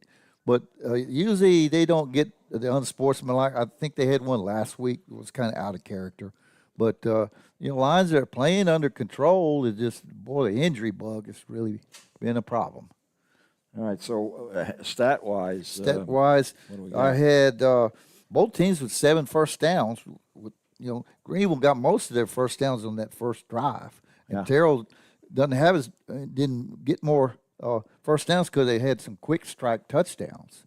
But total yards, Terrell 275, Greenville 115. Rushing is a big advantage. 166 for Terrell, 41 for the Lions. Passing wise, 109 for Terrell, 74 for the Lions. It's interesting with the Lions. 3 different passers had a completion, and I don't think they've done that this season. I know they hadn't. That is interesting. I don't remember when they've done that ever. 3 guys completing passes, but it's going to be that way by necessity after Sanders left the field with an injury. Doesn't look like he'll be back. Well, it looks like Ramos is handling himself pretty well with the passes. Well, that first completion, love to see that. And I think that's a good play call. Get the guy immersed into the game right off the bat. Right. He made a good throw. He made a good second throw. He just didn't have a lot of time there right before halftime. But I had him 2 or 3 for 16. Wiley said that 1 15-yard completion. And then Bryson, 1, 2, 3, 4, 5. 5 of 9, 43 yards. He, decent numbers. Jaden Johnson last week, 175 yards on 23 carries.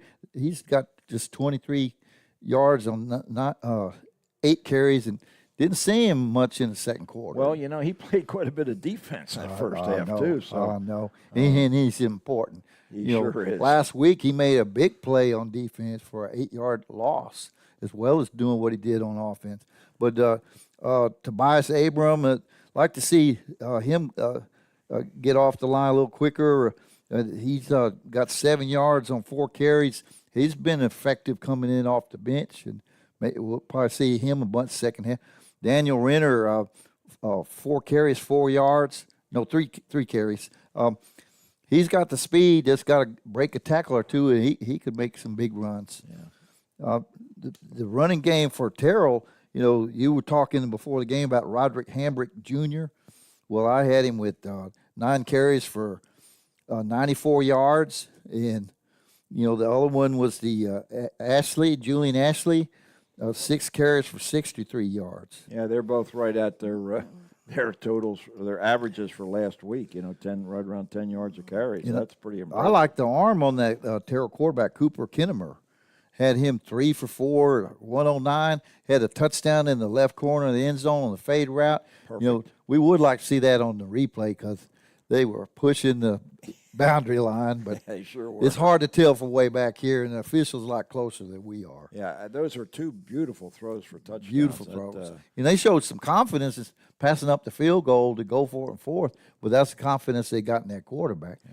This is what I was expecting from Terrell. Terrell's 2-2, tied for fourth place. They can't afford to overlook the Greenville Lions. No. They're trying to make it back to the playoffs. Something that Marvin Sedbury Jr. and Senior did a couple years ago after Terrell moved up from 4A to 5A. They did the most incredible thing. They went 3 rounds deep in the playoffs. Those From the fourth Sedburys, spot. we know, yeah. And I remember that game. They scored 50-something on the Lions and then cooled the Jets. And I went up to Marvin Jr. after the game. I said, "You guys look ready for the playoffs." And he said, "That's what we think." And they surprised, I think, a 10-0 team the first. Yeah. You know, the Sedburys, we know from first-hand experience, they know what they're doing. For sure. And you know, there's no way they're going to overlook the Greenville Lions. This could be a rough second half, but you know, Lions got some inexperience in key positions, and well, I guess it's going to be a learning experience. Yeah. Well, I just won. I said to Bentley, I wonder what the Terrell coaches were talking after that Greenville 75-yard drive and go ahead by 7 points. They probably were shocked. Well, I think they're going to tell them what you were saying. We got the speed. We don't need to hold. Tell the linemen. We've got the speed. Boy, they do have speed. Terrell's always got speed. Oh, yeah. In years past, I've always thought the Greenville Lions and Terrell Tigers match up very well, skill-wise and speed-wise. Just this Greenville team right now is a little more inexperienced. So, you know, one of the coaches that had been at Terrell is on the Greenville staff now. He said they lost some key players. I remember 2-3 years ago, they were deep at running back. You were talking about they do it by running back committee, by committee. We haven't seen that tonight, but they've been very deep in some of the skill positions, and I was very impressed. And they run the offshoots of the wing tee and line up under center like you see. Nobody lines up under center against the Lions these days, so it's a different look. Yeah, it's so different to see, and certainly been effective for the Tigers. I think their offense is well suited for the personnel that they have. Yeah, no question. I see teams sometimes that line up in the spread, and to me, that's not the type of players that you have. You have to have the right formula to put on the field if you're going to run that kind of offense. And you got to be, especially in the spread, you got to be really good at the passing game, have good receivers.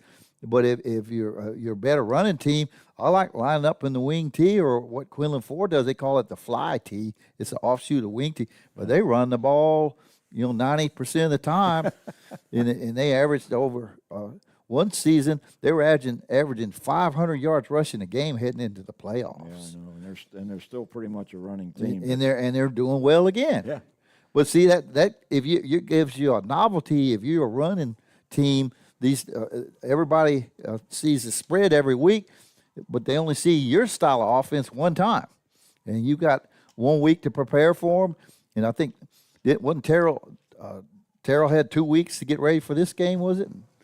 Well, maybe not. They played. They last week. But they're ready for tonight's game for sure. They were ready for tonight's game. They grabbed too many jerseys. But I'm expecting Terrell to protect the lead and probably won't throw the ball much the second half. I wouldn't if I'm up 28-7 and I get the opening kickoff. I'm going to see if we can't run down the field and work on the clock. Marvin Sedbury, Greenville Lions teams in the playoffs, if they had the ball in the last 7 minutes and they had the lead, sometimes the other team didn't see the ball again. They were very good at moving the chains and working the clock. And I would imagine his son will be good at moving the chains and working the clock. Yeah, I think Terrell's definitely going to be sitting pretty for the playoffs because I'm so impressed with their passing game, and clearly they have just a perfect mix on offense. David, thank you for your time once again, partner. My pleasure. All right. Okay, we'll take a break now, and we'll be back after the Terrell band finishes up with the second half kickoff. Hire award-winning performance immediately following tonight's football game.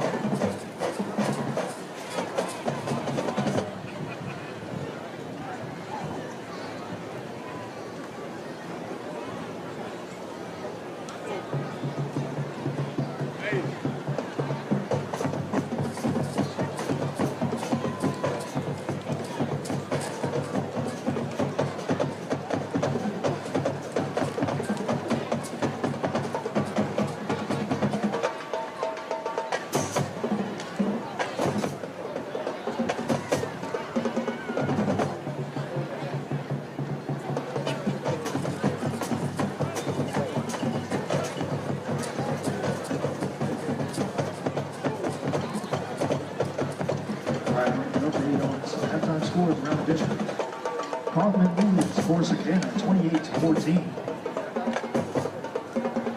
Randall is up on Ennis 24-14. And Logan Heritage leads Mesquite 2 35-0.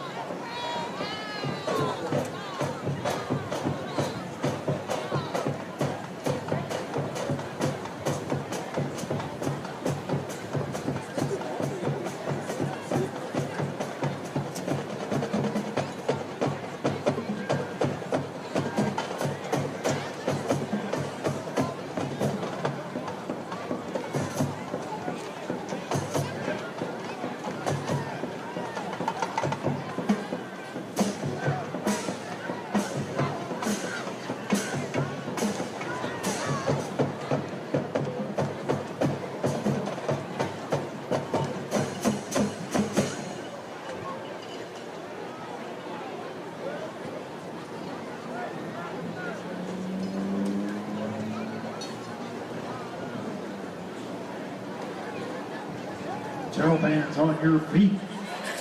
Welcome back to the field. Your Tigers.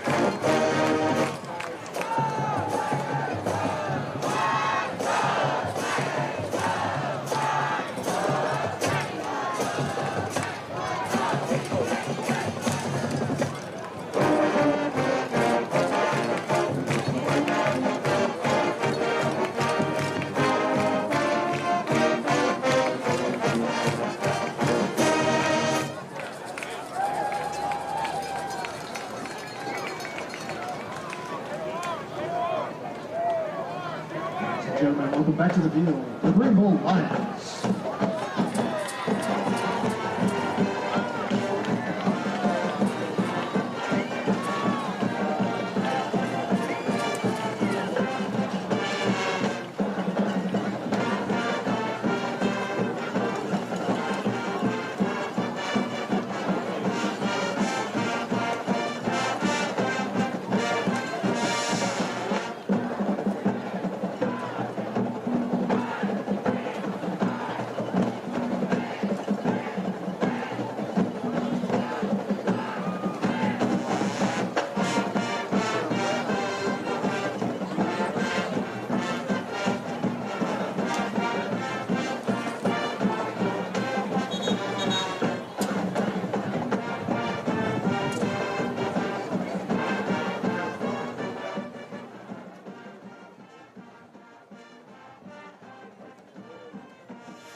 Bob Muty and Bentley Love, along with Matthew Middleton and David Claiborne, here at the press box in Terrell at Terrell's Memorial Stadium. We talked about the beauty of this particular facility. It probably doesn't seat as many people as some other facilities we've been to, but it's really kind of homey. Yeah, it definitely is. Definitely a nice facility here, and a little bit older, but still extremely nice. Okay, we'll give you some district scores here in just a minute, some halftime scores from around the league. But right now, Joshua Rojas is about ready to tee it up.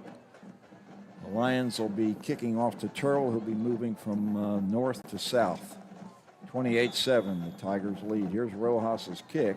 It's a fairly deep kick. Taking it to 20.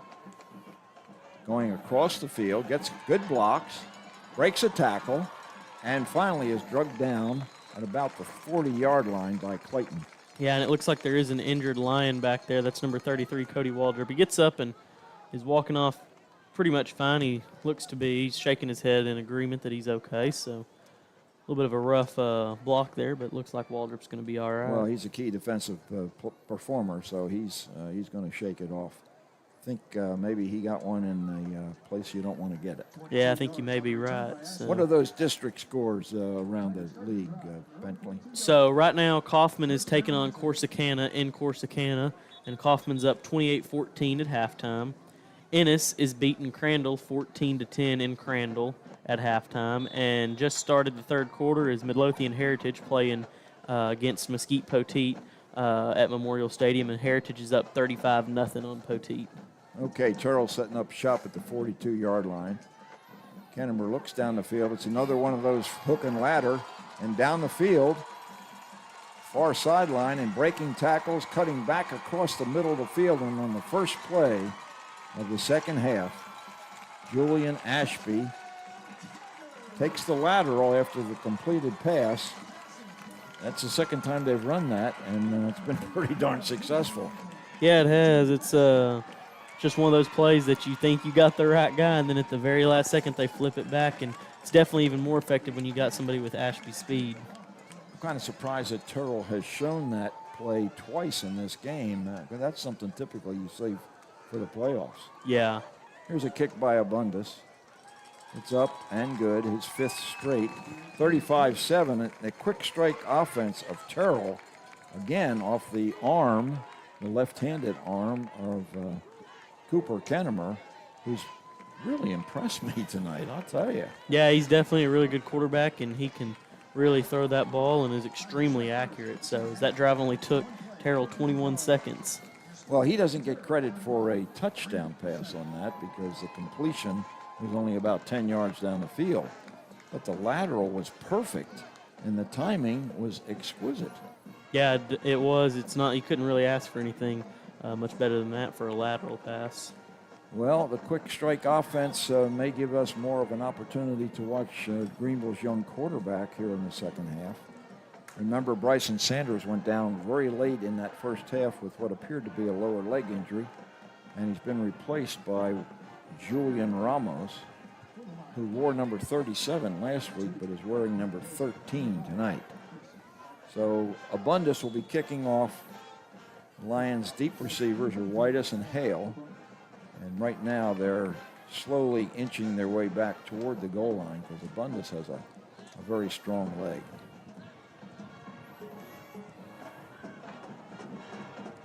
And he approaches the ball. And it's kicking way deep, taken at the 5-yard line by Hale. And he's brought down a beautiful tackle right at about the 16-yard line. Yeah, it was a great tackle there by the Terrell defender. It looked like Hale may have tried to hurdle him a little bit, but he just reached up and snatched that ankle, and that was all Hale was able to do. Well, Abundis, to his credit, kicks the ball really high, and his coverage team has plenty of time to get down underneath the field. Apparently there's a penalty on the play, however, and we might have a re-kick.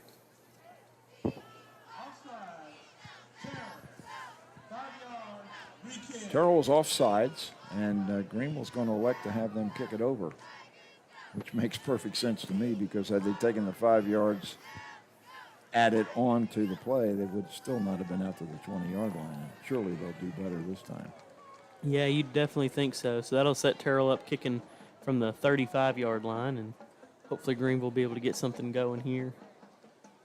See if they do the pop over or whether Abundis tries to kick it deep once again.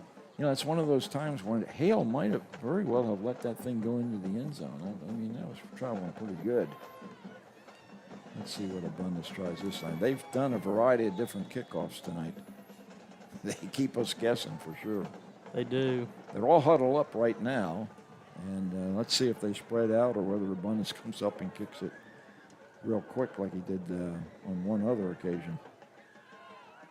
Only 5 seconds ran off the clock there on that return, so 11:34 remaining here in the third quarter. Here comes the kick. It's a little bit shorter this time. Again, Hale has trouble, and he picks it up just before he gets leveled. But that'll be right at about the 27-yard line of Greenville. Yeah, so much better field position than what it would have been on that last play, but Hale did definitely get popped on that play.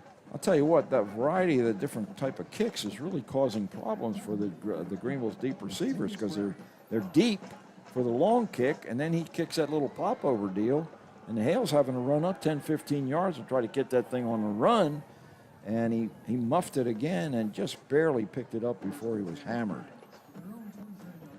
Yeah, so Greenville will be starting here at the 27-yard line, 1st and 10. Ramos at quarterback. has a man in motion. That's Whitus. Handoff to Johnson. And Johnson trips, unfortunately, over his own man, Ethan Brand, who was leading the interference. I'm sorry, that was Tobias Abram. That could have been a big gainer. That was a good hole there. Yeah, it could have been. Lots of room. They were running right over the left side. That's Osornio and Levi Davenport, I believe. I think we may have an offensive left tackle whose number I need to get to give him the credit for that block that time. Second, and we'll call it 8 yards for Greenville. Johnson switches sides. Ramos appears to be very cool under pressure. Fakes a handoff, rolls right, looking deep, and he's got, almost had one of the Terrell defenders. Overshot two receivers kind of in the same area, so that might have been a problem with the with Whitus and Bankston in there. Bankston in the same area. Yeah, and in addition to that, he was also under some pretty heavy pressure there, so he got the throw off, but it almost was really, really bad. So that'll bring up 3rd and 8 here for the Lions. Julian Ramos, a sophomore quarterback, up from the JV. Faced now with a 3rd and long from deep in Greenville's territory.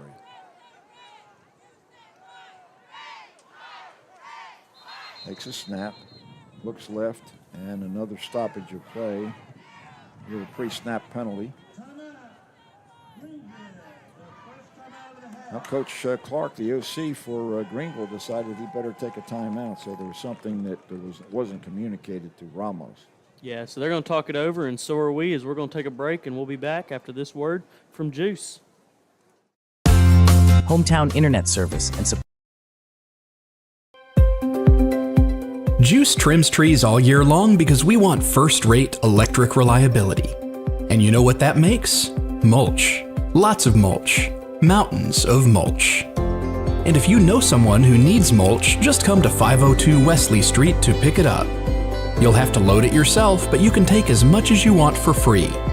Because it's just one more way GEUS is delivering hometown service and world-class reliability. Bentley, Bob, Matthew, and Dave back with you here from Terrell Memorial Stadium, where the Lions trail Terrell 35-7. Forced to use a sophomore quarterback in reserve for the injured Bryson Sanders. We've lost 2 quarterbacks now this season. First, Phoenix Rodriguez, our freshman, who was hurt, came back, and then was hurt again immediately. Unfortunately, that left tackle that we were talking about appears to be Chris Jimenez, and he's done a pretty nice job in there. Ramos under pressure, avoids the one and throws a bullet to the receiver, and it's going to be a first down for the Lions. Good catch, throw and catch that time. Yeah, and that was Bankston there who caught that ball right at the 39-yard line, which was just a yard or two more than the first. So plenty of yardage there. Give the Lions a new set of downs, and timeout well spent, I would say. Yeah, for sure. Credit the quarterback not only for avoiding that sack, but then throwing a really good pass to Bankston, who's done a great job receiving tonight. 1st and 10 Lions. They haven't had a first down in quite a while, Bentley. Yeah, they need one. Handoff this time, not much room. And he's thrown down harshly by a couple of different Tigers. That's Abram on the carry. No gain. 10-10 remaining here in the 3rd quarter. Lions on the wrong end of a 35-7 score. See Miles Wiggins in the game at a receiver spot. Lineman talking it over there as Jimenez and Osornio are comparing notes. One receiver split right, 2 to the left. I'm sorry, Bentley, go ahead. Whitus lined up in the backfield there. Look for the pitch out here. Now some more confusion as Johnson moves. Now they take another timeout or just a delay of game? It's going to be a delay of game on Greenville. When we were watching the pre-game offense being run, they would fake the run to the running back, and the quarterback would take it and have the option to pitch. And I think that's what they were trying to set up that time. And Whitus was the pitch man in every scenario during that pregame workout. Yeah, it'll be interesting to see what exactly they run in that situation because, of course, they were running most of those with Sanders to start the game, and we're not sure how much of a runner Ramos is. Renner in the backfield now. He goes in motion. Ramos looks right, has time, finds his man. Once again, that's Bankston, and Bankston is bumped out of bounds at the 40-yard line. Yeah, so a pickup of about 7 or so, but needed a lot more than that on that play, as that's going to bring up 3rd and 9 here. Well, Ramos is getting time, so let's credit the guys up front. Terrell's setting up in a 3-man defensive line and trying to cover the receivers. But the protection's been very good pretty much all night long. Yeah, I definitely agree with you there. The offensive line has been doing their job tonight without a doubt. Anchored by senior Nick Just, one of the captains for the Lions. 3rd down and a long 8. Ramos looks for Wiggins, and it's incomplete. Yeah, and he had quite a bit of pressure on him on that play as he had several hands in his face. It looked to be maybe number 22, Keenan Morrow, or maybe number 33, Omari Thompson. I'm not quite sure which one that was, but back there on him. Yeah, I think Thompson was blitzing in there, and he might have even gotten a hand on that one. Okay, Joshua Rojas now in punt formation. And a referee's timeout. Looks like Julian Ashley is in, he's going to be the lone receiver for Terrell. He's standing at his own 29-yard line, anticipating the kick from Rojas, who's standing at his 28-yard line. Shut with the snap. Rojas has time. It's again a high kick and relatively short. Gets a good Greenville bounce and is downed at the Terrell 27-yard line. Yeah, and that was number 47, Caden Waters, who ran under that ball and downed it there for the Lions, who is actually, if I remember correctly, is the long snapper on the punting unit for the Lions. Well, he's listed on the depth chart as being one of the deep snappers, so it could be that he released quickly and covered that kick. Good job. 8:28 remaining here in the 3rd quarter. 35-7, Terrell leads.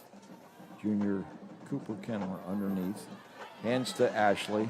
Ashley just running loose around the right side. Just again, no containment by the defensive ends. Yeah, and that was number 4, Mark Dumas, who was able to shed his blocker just enough to dive and hit him in the legs and take him down there. Once again, quickly under center. Handoff again to Ashley. Not quite so much this time. And another tackle by Dumas. I just can't believe how quickly they get to the line of scrimmage. It's a very, very crisp Terrell offense. Handoff this time to Roderick Hamrick, and he's loose. Down to the 20, 10, touchdown, Roderick Hamrick Jr., who had 93 yards in the first half, and he just picked up another 50-some. On his way probably to another 200 or 300-yard game. Yeah, Hamrick's definitely been a bright spot for the Tigers offense all season long, and when he gets a little bit of open space, he's going to turn it into a whole open field. Well, we anticipated that we would have some problems stopping the run tonight, and that's clearly been the case, particularly here in these 2nd and 3rd quarters. Yeah, you hear all the time people talk about a game being a tale of two halves, but it's definitely a tale of 2 quarters for the Lions in that first half, and second half is third quarter's continued to be a lot like the second quarter for Terrell. Yeah. Juan Abundis with his 7th point after. he'd be getting some points in the fantasy league. He would. He had an opportunity, or would have had an opportunity, I thought, to kick a field goal early in that first half, and they went for it on 4th down, and beautiful pass from Cooper Kennemer in the corner of the end zone resulted in, I think, the 4th touchdown for Terrell. I believe you're right. Matthew just mentioned it. As the score, gets to, when it's kind of a little bit out of hand, and this game could be described as being out of hand, maybe the clock will be run, without any serious stoppages. So we'll see if they go to a running clock. Right now, they have not done so. 7:52 remaining. Good observation by Matthew Middleton. He's right on top of his game. Juan Abundis is getting lots of workout tonight. Yeah, he is. He's definitely putting that practice into good use tonight. Let's see if he kicks it deep. Hale and Whitus are backing up toward the goal line. Let's see if he kicks it short there and tries to get a muff. No, he decides he's going to let this one go. This time it's Whitus. And just not much going. The gray-shirted Terrell Tigers really know how to cover a kick. Yeah, and we see another Greenville line go down and looking to be in some serious pain there as his teammates are calling for the trainers to come over. So and that's a kick right there that I think in future situations you'd like to see them let just go ahead and bounce into the end zone, because they've taken a couple of them out and they haven't gotten back out to the 20 quite yet. And, going into the end zone, it would have come out to the 25 there. Yeah, we've been starting inside our own 20-yard line with several of our series. That injury appears to be possibly got the wind knocked out of him.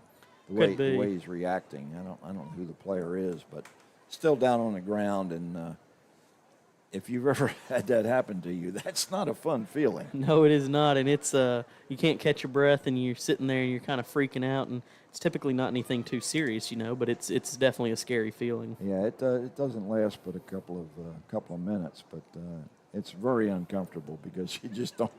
It's not normal to not be able to breathe. Right, exactly. They're getting the player to his feet. And it might be Cameron Clayton. Yeah, it is number 30, Cameron Clayton, who has been playing some safety for the Lions so far. It'll be interesting to see. They may drop Caleb Yost back into a safety role, as there's nobody on the depth chart behind Cameron Clayton. Could slide in Adrian Hawkins too, though. He's listed in the other safety slot as the backup. Yep. But they got a few, hopefully a long time to make that decision, as hopefully Greenville's going to roll off a series of good plays here on offense. Well, let's see if they can work with this minimal field position here. Ramos hands to his running back. A little bit of room off the right side and pushes up to about the 24-yard line. Looked like maybe Renner on the carry. He hit the hole pretty quick like Daniel Renner would. Yeah, he definitely did. So it'll be a pickup of about 6 and bring up 2nd and 4 here for the Lions. I can't get over the poise that Ramos is showing. Hands the ball off, and hurling a player is Daniel Renner. He's up to the 35-yard line with a really nice pickup. Yeah, good play there. Pickup of about 11 yards as he broke one tackle, hurdled another defender, and then drug a couple with him for a few more yards. So Greg Washington is in there at the H-back now. We've had so many injuries. It's been tough to keep up with everybody. The Lion defense is missing junior Jamorian Hamilton tonight. He was a really effective linebacker, and the defense misses him tonight. Yeah, you definitely never want to lose somebody like that. 1st and 10 for Greenville. Their own 35-yard line. Whitus in motion. Now he turns back. And again, there's a pre-snap penalty. And maybe they didn't get that one off in time. It is a delay. No, maybe Ramos is having a little bit more trouble than we thought down there. That'll cost the Lions 5 yards. Bring up 1st and 15 here from the Greenville 30-yard line. Again, that first down play is so critical, and to give 5 yards away, it just makes it that much more difficult for an offense which has been struggling mightily since the end of the first quarter. 1st and 15, Whitus once again in motion from left to right. Low snap, and it's picked up by the running back. It was a kind of a Alphonse and Gaston there as to who was going to pick that one up. It went through the legs of Ramos. It was a low snap, and Renner did a good job of picking it up, but they were kind of tripping over one another on that play. He said, "Hey, Juan, let me get this for you." Juan said, "No, I got it." And that results in a big loss. So difficult series here now. That was a loss of about 10 yards. 2nd and 23 is what the scoreboard says. 5:29 remaining here in the third quarter. 42-7 Terrell. 3 seconds on the play clock. Low snap once again. Quick screen is complete, but for 0 yardage. They're actually going to call out a loss of what looks to be about 2 on the play. Maybe 3. Yeah, I'll tell you what, the Lions are in a tough spot right now. I mean, Terrell is just smelling blood in the water, and they're just like a bunch of sharks. And they're all over everything. And it's just making it tough for Ramos to get anything going. You're right. So he's got to get him a little bit more protection. But that Terrell defensive front is definitely a force to be reckoned with. Yeah, they got 4 down linemen now. Low snap once again. It rolled back to Ramos. He's under pressure, and he has to just throw it out of bounds. And that one actually went all the way into the bleachers to the band. Did anybody catch it? No, it bounced around. Nobody quite caught it, but nobody in the band is going to be up for a tryout, I guess. 4:15 remaining. Clock running, and it should have stopped, but now it does. So I thought maybe Matthew, with his suggestion that they run the clock. Right now it's stopped. Rojas is going to be kicking from deep in his own territory. Terrell return man standing at the Greenville 47-yard line. That's Ashby. A better kick this time by Rojas. Backs Ashley up. He makes the catch. Fair catch calls for at the 45-yard line. So good job by the junior kicker / punter, Joshua Rojas. We were watching him before the game, and he kicked a 43-yarder last week, and he's got a very strong leg. Yeah, he does. That kick alone was right at about 50 yards or so, that punt there. So that was a really good punt there by the junior punter and kicker. If he can develop a little bit more consistency, that'll really help out the Lions going forward. Yeah. 2 games remaining for the Lions schedule. With Kaufman next week and then Crandall. New quarterback in the game. It's number 11, Caden Dabney. And new running back, Cordrick Johnson, on that carry. Very short gain. We'll call it a 3 yards, so 2nd and 7 for Dabney and maybe the entire second unit for Terrell. Pitch this time to Cordrick Johnson. And he's got some room on the left side. On the far sideline, he's bounced out of bounds, but he moves the chains. Yeah, he'll set him up with a new set of downs, 1st and 10 from what looks to be about the 42-yard line there of Greenville. We've talked about, how much time Greenville's defense spends on the field in a lot of these games. And even though Terrell has scored quickly, our defense has been on the field a lot here in the second quarter and here in the second half. Handoff to running back. Again, no containment around the right side. Goes number 24. That's Amarin Miles. kicked out of bounds, but again, not before he gets another Terrell first down. So if this indeed is a second unit, and I see numbers that I have not seen before up front as well as in the backfield. A pretty good group, pretty deep.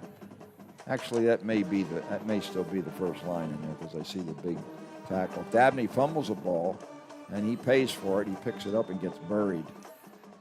Yeah, it was initially number 40, Eddie Nepean, who hit him for Greenville and then was quickly helped by number 33, Cody Waldrop. Yeah, I think he's up from the JV team, too. We hadn't seen his number before tonight's game. Roster's turned over quite a bit for the Lions, and they've just been forced to dip into the JV ranks because of all the injuries. Well, and unfortunately, that's what happens whenever you have as many injuries as the Lions have had so far this season. 2nd and 12. 2:11 remaining here in the third quarter. Nice play by Waldrop there behind the line of scrimmage. Tackle for no gain. Johnson on the carry. Brought down by number 33, Cody Waldrop. I haven't seen Mario Valentine on the field tonight. Have you? I have not either. He's a starting left tackle normally, and I have not seen his number. The junior, who was primarily a defensive player last year, and he was forced into an offensive role when Julian Sixtos got hurt. But we haven't seen Mario on the field. There's a pitch out to Cordrick Johnson. Fumble. Fumble. And it looks like maybe the Lions are pointing one way, the Tigers are pointing the other way. Well, it's going to be interesting to see. It looks like they're signaling it for Terrell. Yeah, somebody covered it for the Tigers. That'll bring up 4th and 3 here for the Tigers from the 18-yard line. Be nice to get a turnover on downs here. Yeah, it would. 1:08, clock running. 42-7, Terrell over Greenville. On a difficult night for the Lions. Unbalanced line left. Running back going to the right. That's Maya. Tamayan Ambers. Yeah, Tamayan Ambers for a touchdown. Made some nice moves in there. Yeah, he did. He broke a couple tackles and spun out of a few more. And just a great run there overall by Ambers. Senior running back and defensive back. Tigers are piling up the points now. It's their 9th touchdown, or 7th touchdown of the night. Here's the attempt. Almost blocked. The Lions still playing aggressively on those punt blocks or kick blocks. Yeah, great effort there by both number 5, Chris Whitus, as well as number 0, Daniel Renner. But that makes the score Terrell Tigers 49, Greenville Lions 7. And we'll be back after this word from GEUS. Hometown internet service and support that fits your budget. GEUS has you covered. Choose from 3 amazing packages. Need basic browsing? Try GEUS 50. Streaming and gaming more your style? GEUS 320 delivers. For the ultimate experience, try GEUS 500 and keep the whole family connected. Whether you're streaming your favorite shows or competing online, GEUS Internet keeps you connected. Visit GEUS.org or call 903-457-2800 to find the perfect plan for you today. Bob Muty, Bentley Love, Matthew Middleton, and backed up by David Claiborne here in this 2-deck press box. Very comfortable here. We're on the 2nd floor. Matthew had to go up on the roof. He had to climb the ladder to set up the hot spot or whatever he had to do up there. So he's been getting his exercise. His wide view camera up there that they're seeing right now. We were treated to Philly cheesesteaks by the folks here at the Terrell Stadium, and we're grateful for that. With a really good Rice Krispie treat. Yeah, Philly cheesesteak, homemade Rice Krispie treat, fruit, and French fries. It was a really good dinner there for us. All the water and soda water you could drink. Here's the kick by Abundis. It's a deep kick this time. Once again, it's taken at the 7-yard line. It's a different receiver this time, and he is popped. That was number 82, Pierre Dunn, sophomore wide receiver and return man for the Lions. Pierre's not a very big guy. He looks like he goes about 150 pounds. Yeah, he's definitely not that big. He ran into a brick wall. Woof! Okay, Pierre, but he popped up, getting some exposure, getting a chance to play. Now it looks like Terrell's second defensive unit in there now. Keandre Johnson's night is over. The big D1 prospect wreaked havoc with the quarterbacks for Greenville tonight. All right, so first down for the Lions. We'll call it the 19-yard line. 36 seconds remaining. Ramos again takes a low slap, fumbles it. He's got to cover it for a loss. Yeah, and this time he just decided, made the very smart decision to just cover that one up as there wasn't anything left there, and he was down by number 66, Zamonte Smith, a junior offensive lineman and defensive lineman for the Tigers. Yeah, you wonder if Nick Just is getting some heat from the nose guard because he's struggled here in the last couple of series with the low snaps. Unfortunate for the Lions as the clock runs down to 0, and that's the end of the third quarter. Here at Terrell Memorial Stadium, the Tigers are enjoying a 49-7 lead over the Greenville Lions. Yeah, and Greenville's just kind of falling apart here in this second half as this game has gotten quite different here, but they're sticking with it, and it could be something too on those low snaps and everything. I bet it is a lot of heat from the nose guard, but it could also have something to do with maybe a little bit of a different style from the backup quarterback, because we saw it a little bit more, maybe a little bit of a different snap count, or claps his hands just a little bit differently, something along those lines, just enough to throw him off a little, and then you add in the heat from the nose guard too, because we saw it more whenever Ramos came in, I feel like, than when Sanders was back there. Yeah, I think you're right. Or maybe it's fatigue. It's been a good night. I mean, it hasn't been particularly warm, but and Just only plays on offense, so I don't know. Any scores from around the league, Bentley? Yeah, we have them got Kaufman leading Corsicana 35-28. I don't have a new updated score for the Ennis Crandall game, but Midlothian Heritage beat Poteet. Their game's over 49-0. So that was a tough one for Poteet. Mm-hmm. Well, we're experiencing a tough one here. Yeah. These Terrell Tigers are going to be a force to be reckoned with when and if they make the playoffs. Man in motion. This time a good snap. Handoff to the running back, but he's met immediately at the line of scrimmage. Yeah, and that'll bring up 3rd and 14 here. So talking about it being a pretty good weather, it's about 83 degrees when it kicked off, but it's cooled down all the way to 76 now. So maybe even a little chilly out there. Well, it's comfortable here in the press box. In fact, it's a little chilly for me, but you and Matthew are in short sleeves, and I got my jacket on. So, of course, David's got his on, too. So, I'm not the only wuss in the group, Matthew. All right, here we go. 2nd and actually 3rd and 14 now. Lions offense is struggling. Whitus goes in motion and stumbles on his way. Another low snap, but before the snap, another pre-snap penalty. And it looks like it's going to be another delay game penalty against the Lions. Well, Ramos, inexperienced, and he's obviously not watching the play clock. It's pretty big. There's a clock at either end of the field, and it tells him how much time he's got left to get the play off, and he's clearly struggling. That'll bring up 3rd and 19 here with 11 minutes left in this fourth quarter. Yeah, Lions going backwards on this series. Ball's inside the 10-yard line, Bentley. It's a struggle. Here's a handoff to Renner. Renner tries to break a tackle and finally is just held for a no gain. the Terrell defender, Renner's a little guy. The Terrell defender just kind of grabbed him around the waist and picked him up to where he couldn't get any traction.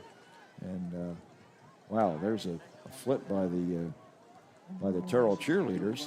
She was way up in the air. Did you see that? I did. Right as they snapped the ball, they threw her up in the air earlier, Yeah. and just right in the line of sight. She almost come up to the second floor there. Oh, the cheerleaders doing a great job down there for Terrell. Hey, we got to talk about something, folks. We're getting ripped here. Off the side of a kick, off the side of his foot is Rojas. So, you know, you get your good with your bad with the sophomore punter, who really wasn't a punter at the beginning of the season. They've just kind of worked him into it. Well, and he wasn't really even kicking much either to start the game. Start the season. Just was the kicker to start the season, and then they made the switch to Rojas. And Right.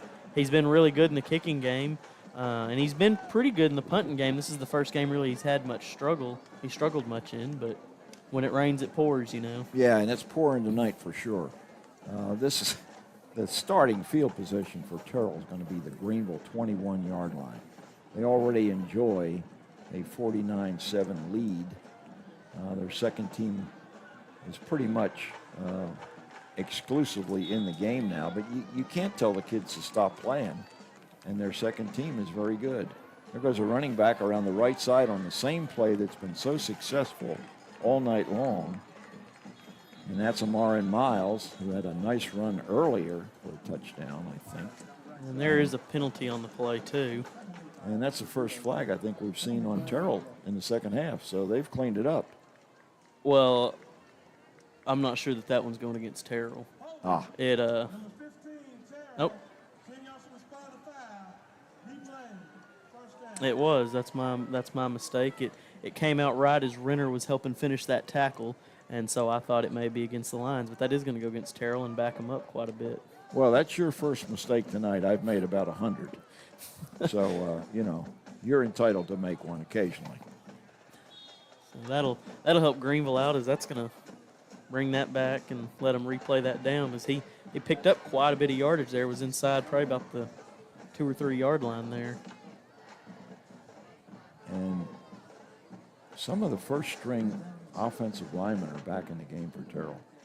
They had 3 receivers to the right. There's a fumble on the handoff, and Dabney is brought down for a loss after it kind of popped up in the air after he tried to get it to his running back. Yeah, and that was number 12, Ethan Brand, the junior H-back and linebacker and kind of just all-around utility player in on the play for the Lions. A lot of Lions having to go both ways tonight because of the shortage of players. I mean, this is, they were shorthanded coming in, and they've lost several players tonight, including their starting quarterback, Bryson Sanders. Second and a bunch. Handoff up the middle, and loose is Cordrick Johnson, and he's finally stopped inside the 5-yard line. Yeah, he was tripped up there by number 4, Mark Dumas, and then taken down the rest of the way by number 12, Ethan Brand. I'm checking out the clock to see if indeed we have a running clock. I think probably Matthew might have called that. I don't understand, unless Terrell doesn't have a substitute left tackle. I don't understand why big number 51, Sean Lee, who looks like he stands about 6'6", probably weighs about 220 pounds, is back in the game. Handoff to Johnson, I believe, and he punches his way into the end zone. So Cordrick Johnson gets on the scorecard. Gets a hug from Zyron James. That's 55 for Terrell. Yeah, and there's a Greenville defender there on the field, holding his knee a little bit, hesitant to get up as the trainers come out to check on him. It might be our nose guard, but we'll wait to identify him. In the meantime, we'll take a break and hear a message from Greenville Electric Utility. For more than a year now, the Juice Roundup program has helped neighbors in need by you giving just a little. We still need your help to help those who need it, and there are 3 ways you can choose to participate. 1. Commit to rounding up your bill to the nearest dollar and donating 1 cent to 99 cents per month. 2. Choose a recurring set amount contribution. 3. Choose a one-time set amount contribution. The Juice Roundup program is easy to participate in and has the ability to make a huge impact on someone else in our community. Your ability to help is the only thing that matters. Bob Muty alongside Bentley Love and Matthew Middleton at Terrell Memorial Stadium. And right now it's I guess you could call this a whitewash. Even though we're wearing white, we're getting whitewashed. Yeah. Yeah, I suppose you could. We have an injured Lion on the field. Now they're getting him up. Haven't yet to identify him. That's number 66, Makai McEwen, a junior defensive lineman for the Lions. And appears to have some kind of a leg injury, Bentley. yeah, and you hate to see that one because he's a big part of that defensive front. Yeah, he's been a starter all year long at the defensive end spot. Tonight he's kind of playing on the inside because they've gone to a 5-man front, but which initially in the first quarter was pretty effective, although Terrell had three touchdowns called back by penalties. The Lion defense, held their own to a certain extent.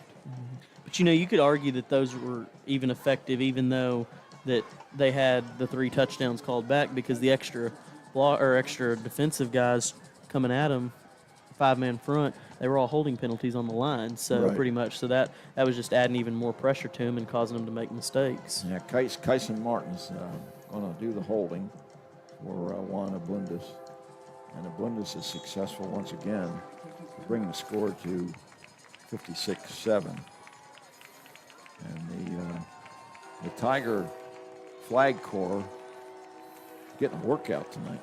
They are. They're definitely getting a workout. And It's a good thing they're not having to do push-ups like the ROTC does at Greenville.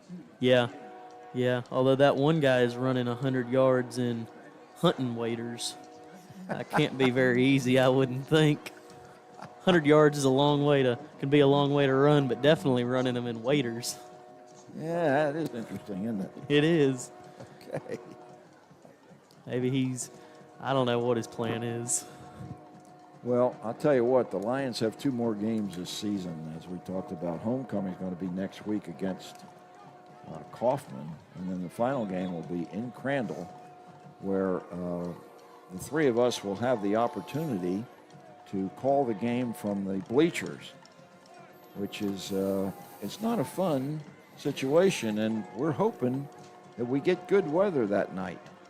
But Crandall, their facilities are not the best. Yeah. So we've already done a game from Arlington Sam Houston, and we had to tote the stuff up the stands and use their visitor press box, and that was pretty tough on Matthew and Bentley. And I was I was just there for the ride. Here's Abundis. Enough of that dribble. Here we go. Oh boy, this is a deep kick. That's definitely going into the end zone. That was 5 yards deep in the end zone. So. Yeah, we see a couple new return men back there. They may have been the ones back there on the last kickoff return. I'm not quite sure, but I know number 82, Pierre Dunn was, but number 20, Tobias Abram, was also back to return that one. Old Abundis, he's gotten so much work out there. His flexibility has allowed him to increase his distance. I don't know whether there's any. There might be some wind down there too, coming out of the south, and he just really got a hold of that one. And 5 yards deep in the end zone. So Lions will start at the 25. You got some scores, Bentley? I will in just 1 second. Yeah, here they are. So Kaufman is leading Corsicana 42-28. And I don't have an update on the Ennis Crandall game. It still says 14-10 at halftime. So, but if I get one, I'll be. There have been some really unusual scores in our district this year. Lots of parity, it seems like. Okay, Greg Washington at H-back. Ramos moves him to the left. Takes a snap. It's a good snap, and wow. Not much blocking that time for the running back. Abram, about the time he got the ball, he was just enveloped by a Terrell defender. Yeah, he was met immediately in the backfield by number 66, Zamonte Smith. And he's a big boy, too. Terrell's got some good-sized kids. Not that Greenville doesn't, but 56-7 is our score with 7 minutes and 42 seconds remaining. 2nd and 11 for the Lions. Handoff once again. And once again, nothing doing over the left side. And some tempers are beginning to get a little bit frayed. Yeah, you can see the chirping from the Terrell side of the line of scrimmage, and sure some Greenville players are chirping back a little bit too. Well, this defensive unit for right now, Terrell, is playing fired up ball, and if it's a second unit, they're wanting to make an impression upon the coach, and so far they're doing a pretty good job. 3rd and still 11 yards to go. Another handoff, this time some running room, but stopped short of first down yardage. And I think we'll see Mr. Rojas again. Yeah, and that was number 25, Brown, defensive back for Terrell, in on the play again, making back-to-back tackles. A little under 6.5 minutes left here in this fourth quarter. I don't know about you, Bentley, but I wasn't anticipating that Greenville was going to win this game. But I certainly was encouraged with that opening drive. However, you know, if you consider those 3 touchdowns that were called back, I mean, this could be even worse. Yeah. Again, short kick by Rojas is down by Bankston. Still in Greenville territory at the 39-yard line. So once again, great starting field position for the Tigers. Yeah, definitely. I was optimistic coming in, and especially after seeing that first drive. I didn't know if Greenville would be able to pull it off, but I didn't expect us to be looking at a 49-point deficit. No. With 6 minutes left in the game. So Terrell will set up shop at the Greenville 39-yard line with Caden Dabney, another junior quarterback. Appears to be more of a running quarterback than the starter, Kennemer. So far, he has yet to throw a pass. He's down under center. Hands off. Again, there's room off right tackle. Breaks a tackle is number 24. The ball comes loose, but I think maybe it didn't come loose, but that was number 24, Miles again. He's, for a second or third team running back, these guys are pretty good. Yeah, that was a pickup of about 27 yards on the play. Of course, you got to credit the offensive line for Terrell. I mean, they're just opening up some massive holes, and they have used the right side, off tackle, and around end, and it's been extremely effective against the Lions tonight. Yeah, you got to give them props. They found something that's worked, and they've forced the Lions to shut it down, and they haven't been able to just yet. Up the middle this time, and the Lions did a much better job stopping the runner at the line of scrimmage. I think that was Armstrong Teeters with Garcia on that stop. Yeah, it looked like a pickup of maybe 1, so it'll bring up 2nd and 9 here for the Tigers. Dabney gets the call from Ernest Woods, who gets it from the bench. He's the wide receiver. He's the only guy split out. Handoff is fumbled. It's still loose. Dabney dives for it, and I think maybe he got it back. Yeah, Lions had a shot at it, but Dabney, I think, might have wrestled it away. Let's see. Ball's been loose a couple of times tonight, and the Tigers have been very opportunistic and covered it. Coach Sedbury not happy with the execution of that play. It'll bring up 3rd and 12 here, as both sides believe they should have walked away with that ball, which is typically how that goes. But they did award it to Terrell. Going to bring up a 3rd and 12 for the Tigers at the Greenville 29-yard line. Pitch out. And breaking tackles once again is Miles. He's brought down after a pickup of about 6 or 7 yards. That pitch really had some zip on it. I'm impressed with the Greenville or with the Terrell offense. I like the idea of the quarterback under center, and he really the Boach guys get way down low.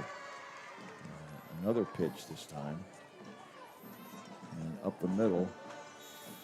It's going to be short of first down yardage, however, so that might be a turnover on down. So props to the Greenville defense. That'll bring up 1st and 10 for Greenville from what looks to be the 14-yard line. 3:26. It is not a running clock, so Matthew's kind of frustrated. I think maybe he'd like to get home, just like the rest of us. We talked about going to Long John Silver's, but I think they're going to be closed. So we'll just have to make do with our Philly cheesesteaks. Once again, thanks to the folks here in Terrell in the press box for the delicious food that they provided. We enjoyed that much more than we're enjoying the score, but that's the way it goes. 1st and 10 for the Lions. Julian Ramos at quarterback. Hands the ball to Abram, I believe. Abram following the block of Greg Washington. Picks up a couple yards. Call it 2nd and 6. Seems like the clock just won't go. It just won't go. Yeah. Yeah.